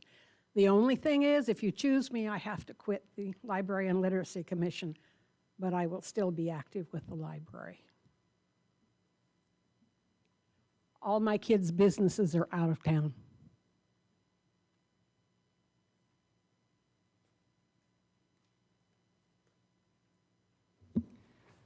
I don't have any conflict at all. I have no business is that the right way to term it? I do not have a business. I have no income outside. And I'm not here to self-promote. That's not my goal in being with city council. So I don't have any motives or any way, I would not use this position for my own personal gain. And then also, this position is apolitical. And when running in 2022, we need to consider the fact that we are representing all people here, no matter what their political affiliation is. And so we have to be very careful not to let that interfere with our judgment. And I'm not going to lie, it's documented, I have been a little political, especially since 2016. It started out when I volunteer with the county voter registers. So I thought, those people, they work hard, they're volunteers. So I started doing that all the way through 2018. And I love that because you're there to do a job. You're there to make sure that the voters get in, get to vote, that they have all the opportunity that they need. And so it was almost like a sanctuary for me because there was a lot of madness going on, I thought at the time, politically. So thank you very much. Thank you. Okay, my question's a little easier. Which citizens do you think are entitled to special privileges in our community? None. What was the question? What citizens do you think are entitled to special privileges in our community? None. We all are entitled to equal under the law, services, expectations, and treatment.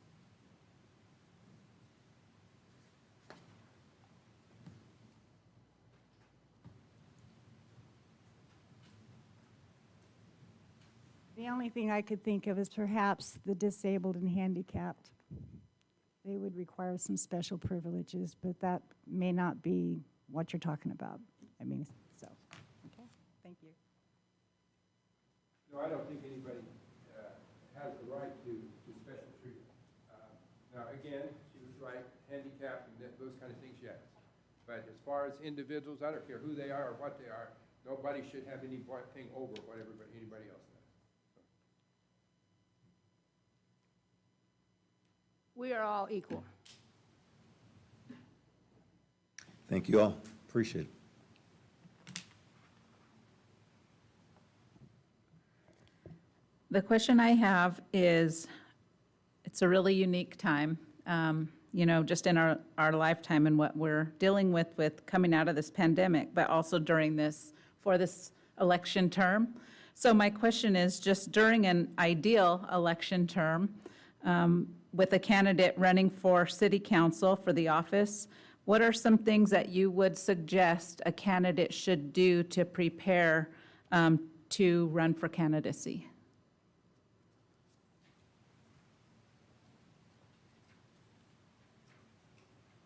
That's easy. Get involved, volunteer, get on TUTOC, get on Parks and Recreation Committees, get on different things. Read.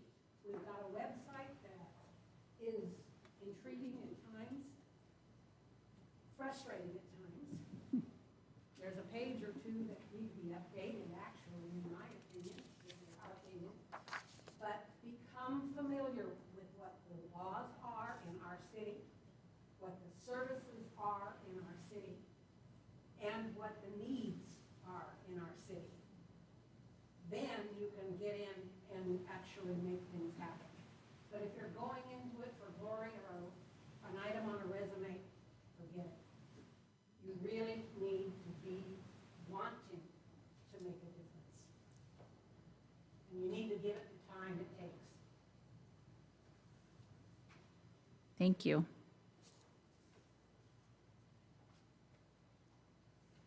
I think you just need to be reelected. You will never get reelected unless you know what your people want. You've got to talk to your people that are in your district and find out what they want and what they consider. Now, naturally, there's not things that can be done, but you can still listen.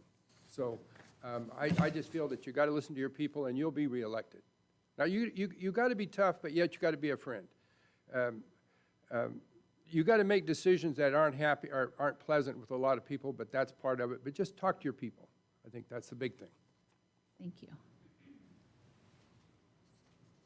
I think finding out what is needed, in order, and once you find that out, all the different entities of it, of how you can make that happen, basically, and have a plan for it and whatnot, so when you're actually going out and talking about how you're going to fix something, basically have a plan on how you're going to fix it.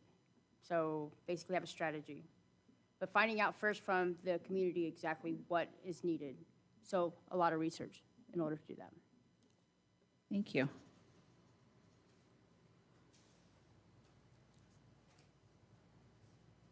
I would hope that I could use this position for training and development, and then also become familiarized with my voters in District 1. Because I know so many people, like, I was talking to someone the other day, they didn't even realize who represented our district. I think our voters need to know who we are. They need to know what we do for them and what we want to do for them based on the needs of the community that we serve. There's also statistics that there are things that we need to prepare for as far as petitions, being able to get, you have to file to be able to run for these positions. It takes some funds to do it. So you need to think about for 2022, just exactly how you're going to pull that all together. Because you're going to have the support of your community so that they will re-elect you to make the training and development position a permanent position, or at least for 4 years. Thank you. Thank you. Are there any additional questions that the council has? One more? Okay. Would you like the vice mayor to go first? Yes. Okay. Keep it in order. Thank you. And again, it's the same process and the same procedure as to whoever wants to come up first to answer the question. This is more of a scenario and more of a priority and an action. You get a phone call on your personal cell phone from a resident outside of your district boundary demanding actions about curbs, sidewalks, and lighting in their district. The resident hints that they are going to write letters, organize protests, and storm the next council meeting. How would you handle that as far as addressing that if you get the phone call? And first of all, it's coming on a personal cell, and it's not coming from a business cell to the business cell.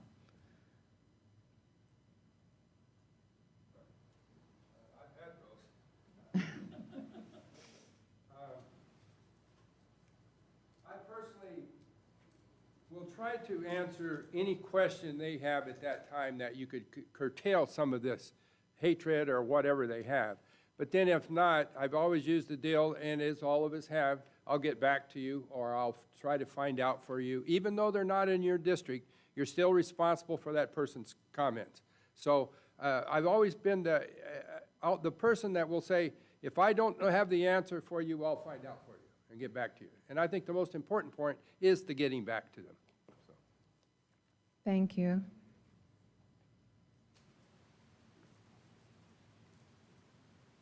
As the person who dealt with difficult customers coming in and complaining at the employment connection, I had to diffuse a lot of situations.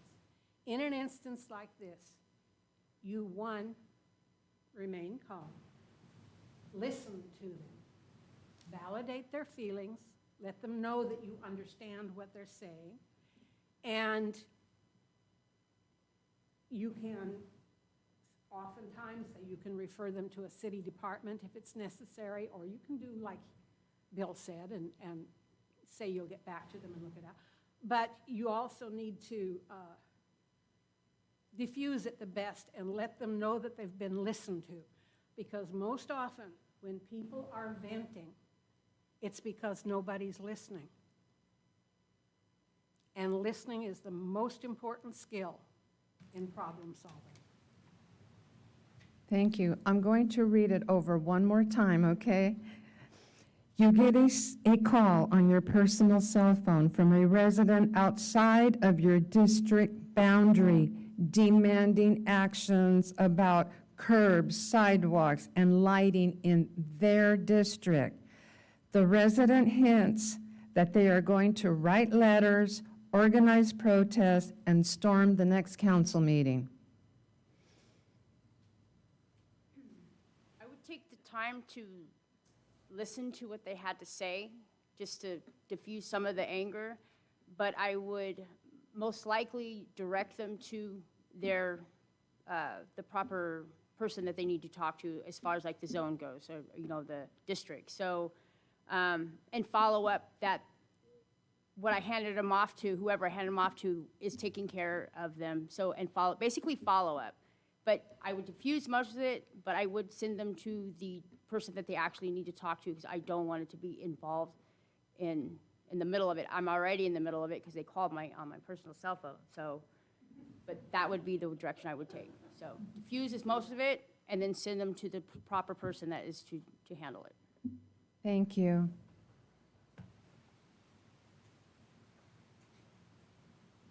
It's your personal cell phone. You have a public cell phone that you use for work-related issues. And I think working with people who have mental health issues or just anger management issues and not really knowing how to resolve issues appropriately. Using a few communication tactics like issue resolution. And that would be to remind them that this is your personal phone, and then defer them to someone within their areas. But it sounds like a veiled threat, which is also a very scary thing. So you would want to make sure that everyone was aware that it happened, because it puts everybody here at risk. You just don't know. So you want to make sure you cover your bases. But, you know, if your personal phone, that's very inappropriate. Thank you. Thank you. Thank you. Councilmember Stowe? I just have one more question. A comment earlier in the evening stated that the current council isn't business-friendly. What do you consider business-friendly?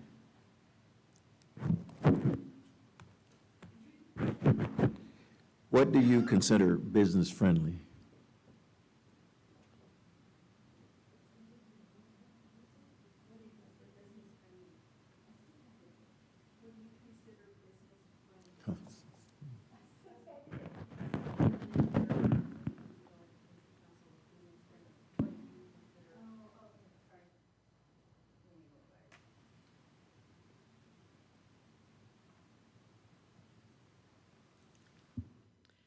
My experience has been that people who accuse the city of not being business-friendly are not wanting to follow the rules. They're wanting special treatment. They're wanting to go in and build a new patio, go in and add a room without the permits.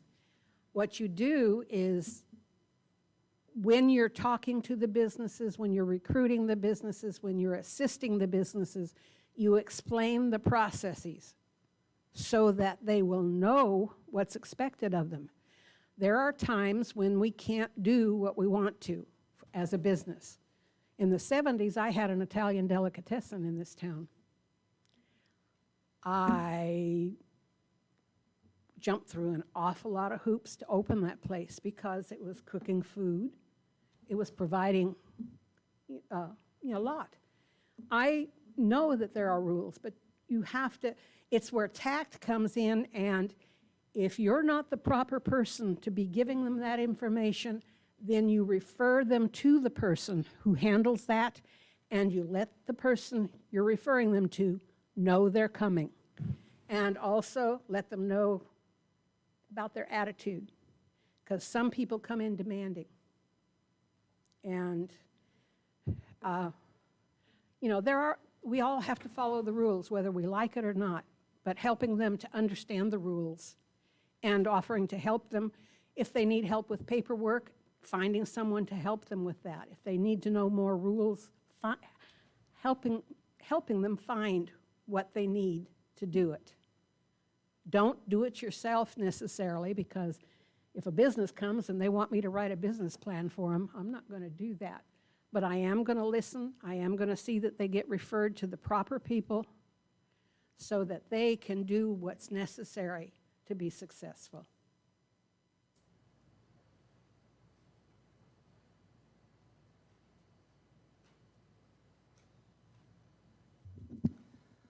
For businesses, you have a protocol here with City Council to follow. And early, the first people that came up here, they were basically, I don't know what kind of business it was, but I kind of think I do. But they sounded as if they've been trying to get a business license and get all of the approvals they need to be able to start a business, and it's been going on since November.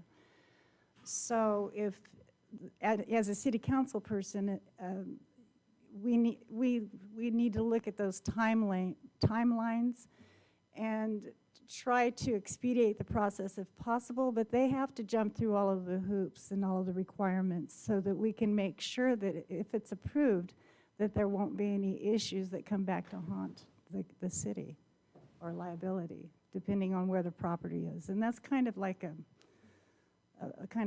my idea about what we should do. Something that let that person know once they've got that process in order, who's going to do what by when, and give them a date. And if you can't approve it, if they need to do more, let them know what it is. Have all your ducks in a row so that you can get that business operational as soon as possible, because we really need the business here in Porterville. Thank you.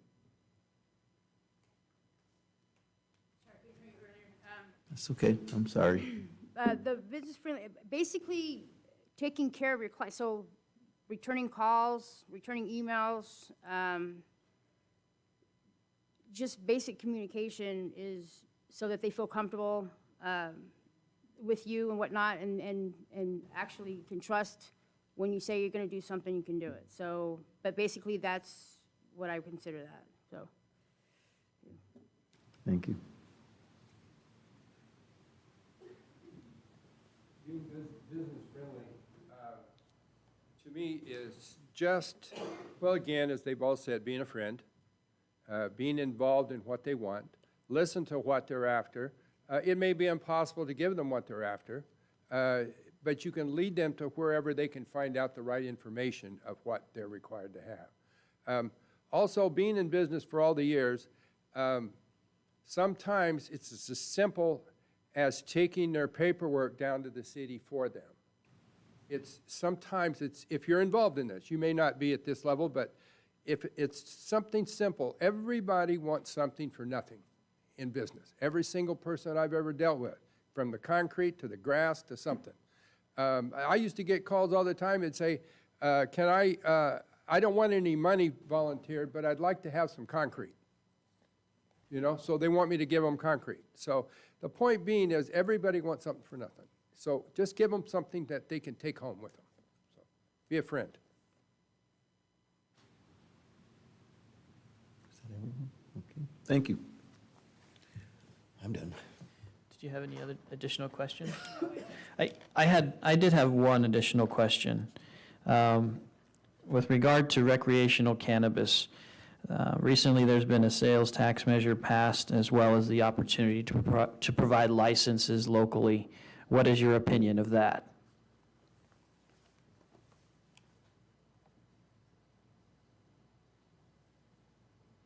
I don't like it. I very seldom come up and say things that I don't like. I just don't care for that in the community. I think it's a disrupting factor for our children, for our kids. I have 2-3 grandkids that are in that age group, and I think it's a lead into something that's not good. So I know it's a law, and I will honor it, and I would do whatever needs to be done to it, but personally, I don't like it. So.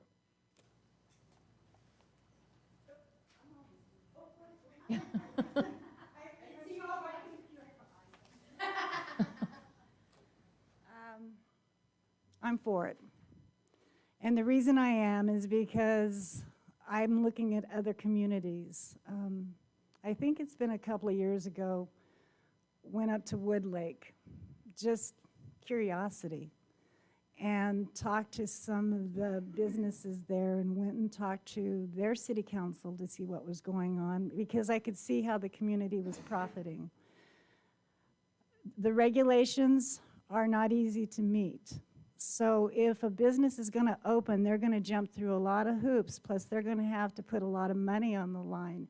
And they're at risk of losing everything if they don't do anything per state regulations and our city, what the expectation is here in Porterville. They have a dispensary in Lindsay, they have one in Farmersville, they have one in Exeter, they have them in Visalia, they have them in Tulare. And there's great benefit from the tax. I've traveled out of state. If anyone's gone to Oregon recently, their bridges, their infrastructure, their roads, it's made an amazing difference. And unlike what you might think, a lot of people have stopped smoking, and they've done statistic on this. They stopped spending their money on cigarettes and alcohol and started spending their money on cannabis, especially the medicinal. Because a lot of people, there's a lot of side effects to pharmaceuticals, and there's also issues, especially when it comes to pain. It's extremely dangerous and very addicting. And so they find that medicinal marijuana is a lot more therapeutic for individuals. Kids, if they're going to do dope, they're going to get it off the streets. That's the way it's been. We have large cartels up in our mountains doing it illegally. They don't need to be there.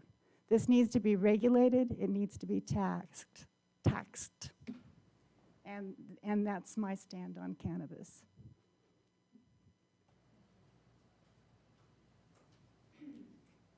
I think it's a lot of missed money for Porterville. There's a lot of tax you get off of it. It's here to stay. If they don't do it here, they just drive to the next town and they were able to purchase it there. There's lots of ways it can be controlled. But I know a lot of people like the gateway drug or something like that, but yet still, that's where they give all the leeway to the city to be able to control it, how it's presented, if it's got a, how they basically put the name on the bill. I mean, there's a lot of different ways you can control it with it still being here and be able to get the tax money off of it. So that's my thought.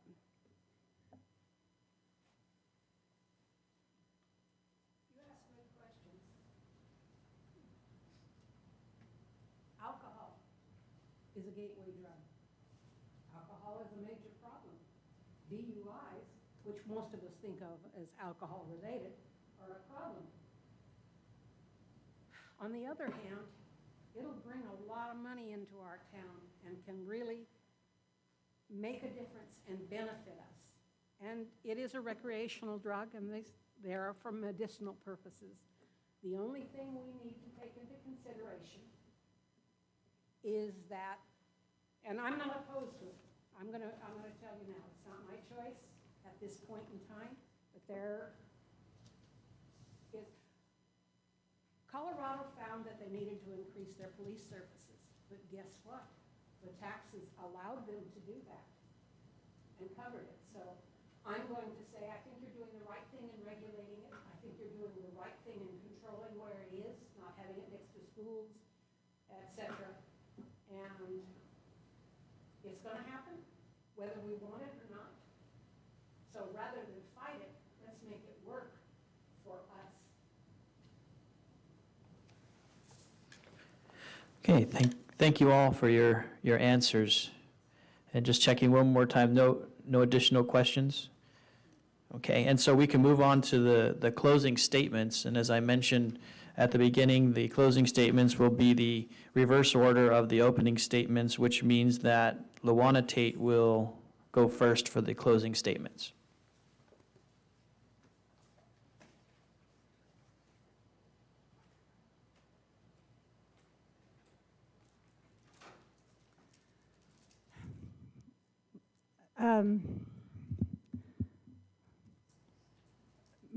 My resume is my experience and my background is it's not complicated. It's just I work for a bureaucracy, a state bureaucracy, and everything is ran by policy and procedure.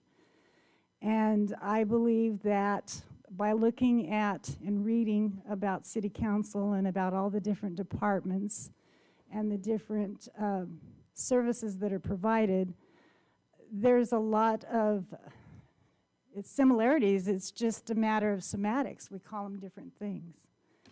And so I think that the experience that I've had working for a state agency, which is a government agency, will give me an advantage as far as my own personal advantage, as far as being able to acclimate myself to the job. I also am very impressed with the way this community pulls together. When we had our disastrous fire that we lost 2 precious lives from our fire department, I was so inspired by the community and the turnout that we had here on Main Street, right across the street. I was inspired because I thought, if I lived anyplace else in California or in Tulare County, would I be seeing this right now? And then afterwards, we did the memorial out at, and our city council, we cut through a lot of regulations to make that happen so that we could do it at an appropriate time when we all needed a chance to heal as a community. And then we get hit with a pandemic, and that affected all of us. I was paranoid to go out in public even after I was vaccinated and uncomfortable of being around other people because I really did self-isolate. I got a lot of gardening done, ran out of projects, and that's probably why I'm here, is because I ran out of projects. I have energy, I have time, I'm retired, I'd be volunteering my time here. And I'd be very committed to the job as I have everything that I do. I just think that it would be very challenging, and I would be honored if I were selected for this position, honestly. Thank you. Thank you. Up next, no, that's, you got it. I think if you were to look at me, if you were to take my name off of me and just look at my background and my skills and my connections, you would see that it would be a plus, a win-win for the city council. Just being someone of my stature, just being, like I said, involved with the community, I think that would be a big plus for you guys. Other than that, when I get to something, I stick with it. I do the best I can, the best of my ability. If you look at my business, it's strived, so I know what it takes to basically make a business work, the ins and outs, the ups and downs. But I just think my connections and my past history of working skills would be a big plus for the city council. Thank you. Thank you. And Edith LaVaughn?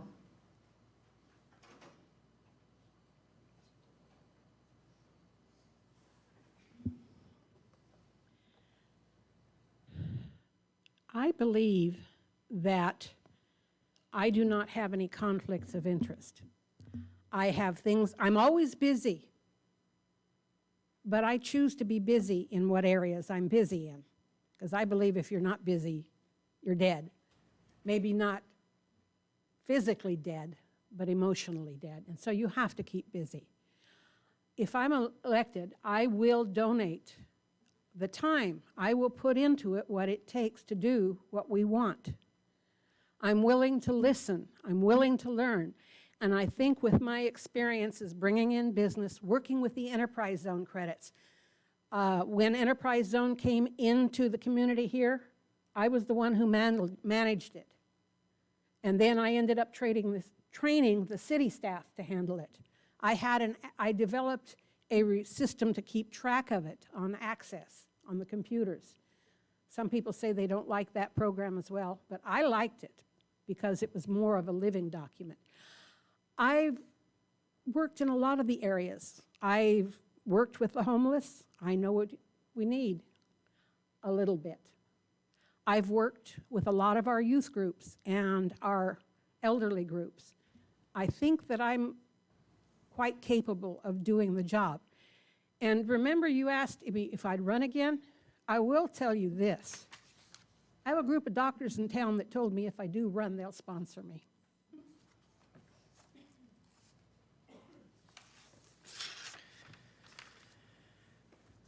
Okay. And Mr. Jones? First off, I would like to thank the city and the council for allowing me to even be considered for this position. You've seen by the time that I have spent in different businesses and different committees and different things that I've got the expertise that I think would help on the city council. I'm very strong, as you can tell about my comment on marijuana or whatever medicinal. I'm okay with that medicinal thing because they go with it, but you know, I grew up where it was a drug. I apologize for that, just being in my age. It was not good. So, and I don't want to get into that. I could do that all night. So, but anyway, thank you very much. And again, I think that my abilities that I have over the years will help in what you guys are. Now, the one thing I will say, I'm very straightforward in some of the things I think, but I'm always willing to change if it's proven to me that it is different. So, just to let you know. So, thank you. Okay. Thank you.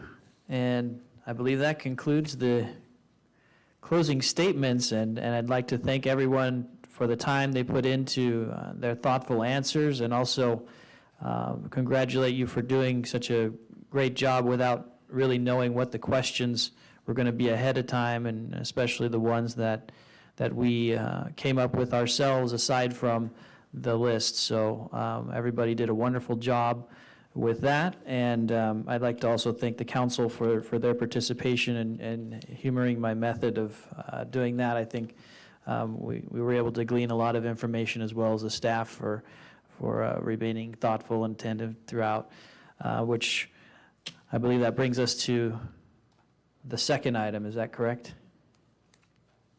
That's correct. So now you get to decide what, if anything, you'd like to do tonight. Okay, so as the interviews have concluded, we now are at the point where it comes back to council to decide what the next step in the procedure is. We're aware of a few ways that some appointments have been handled in the past. There's been the McCracken method. There's also been nominations or just simple motions.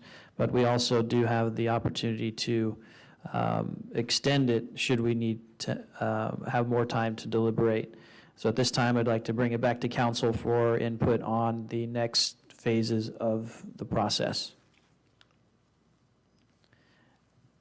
I'll start with Councilmember Stowe. Thank you. Personally, I would like to bring it back, and if we're going to vote on the 6th, because, you know, I like to do some research myself on the candidates and before I, actually vote on them, if that's okay. May I chime in? Sure. That was the recommendation.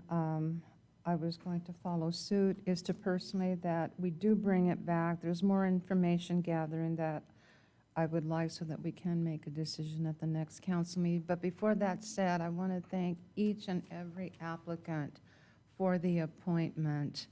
And it is something that was just to listen and to hear you and to be able to listen where it is you want to go. It says a lot, and I want to thank you for the part of you submitting an application for appointment to each of you. Councilmember Carrillo? Yes, I would also agree and like to take time to, actually, I took several, at least 3 pages of notes on some of the topics you brought up, some of the concerns and responses to those questions. I think in this forum, it's a good thing. I really don't know any of the 4 candidates. So for me, I read very carefully everything that you submitted, each of you, and also listened really carefully to everything that you responded to. And like the Vice Mayor, I wanted to thank you all I was kind of surprised that we had 4 applicants come in, and really happy because I feel like you took the time, so you genuinely care about, helping your community and your city, especially during this really tough time. So I wanted to thank you for even just stepping up to apply. Okay, thank you. And I want to echo some of the sentiments that were made. I came into this night definitely anticipating being a critical listener and being critical of the answers that were given. I know some of us, I could see from my peripheral vision that there were copious notes being taken. I was making hash marks, which is the way that I end up critiquing this kind of critical information. And as much as I wanted to come into it to be able to arrive at a conclusion, it's absolutely a close call. I'll have to review my notes as well. So I know that, gosh, there's kind of a consensus here, but I expect that we'll need a motion if we are going to continue it to, or. You guys can just do it by consensus. There's no action tonight, just means you haven't taken any action yet on it. So we know the deadline would be by the 8th, so you can definitely, we can just take the comments and schedule it for the meeting on the 6th. Okay, and by doing that, I just want to let the applicants know that this by no means is indication of anything that you've done, except for impress us with your answers to the questions that we've given you tonight. So as much as anticipating an outcome would have been something you would have been hopeful for, I think that this continued deliberation actually speaks very highly of all of you and your applications. So hopefully that's not too much of a disappointment, but I think that the outcome is something that is too important to rush to do something tonight, especially when we're all so trying to discern all of what we've taken in from your information you provided. So I want to, again, thank you for that. So with that,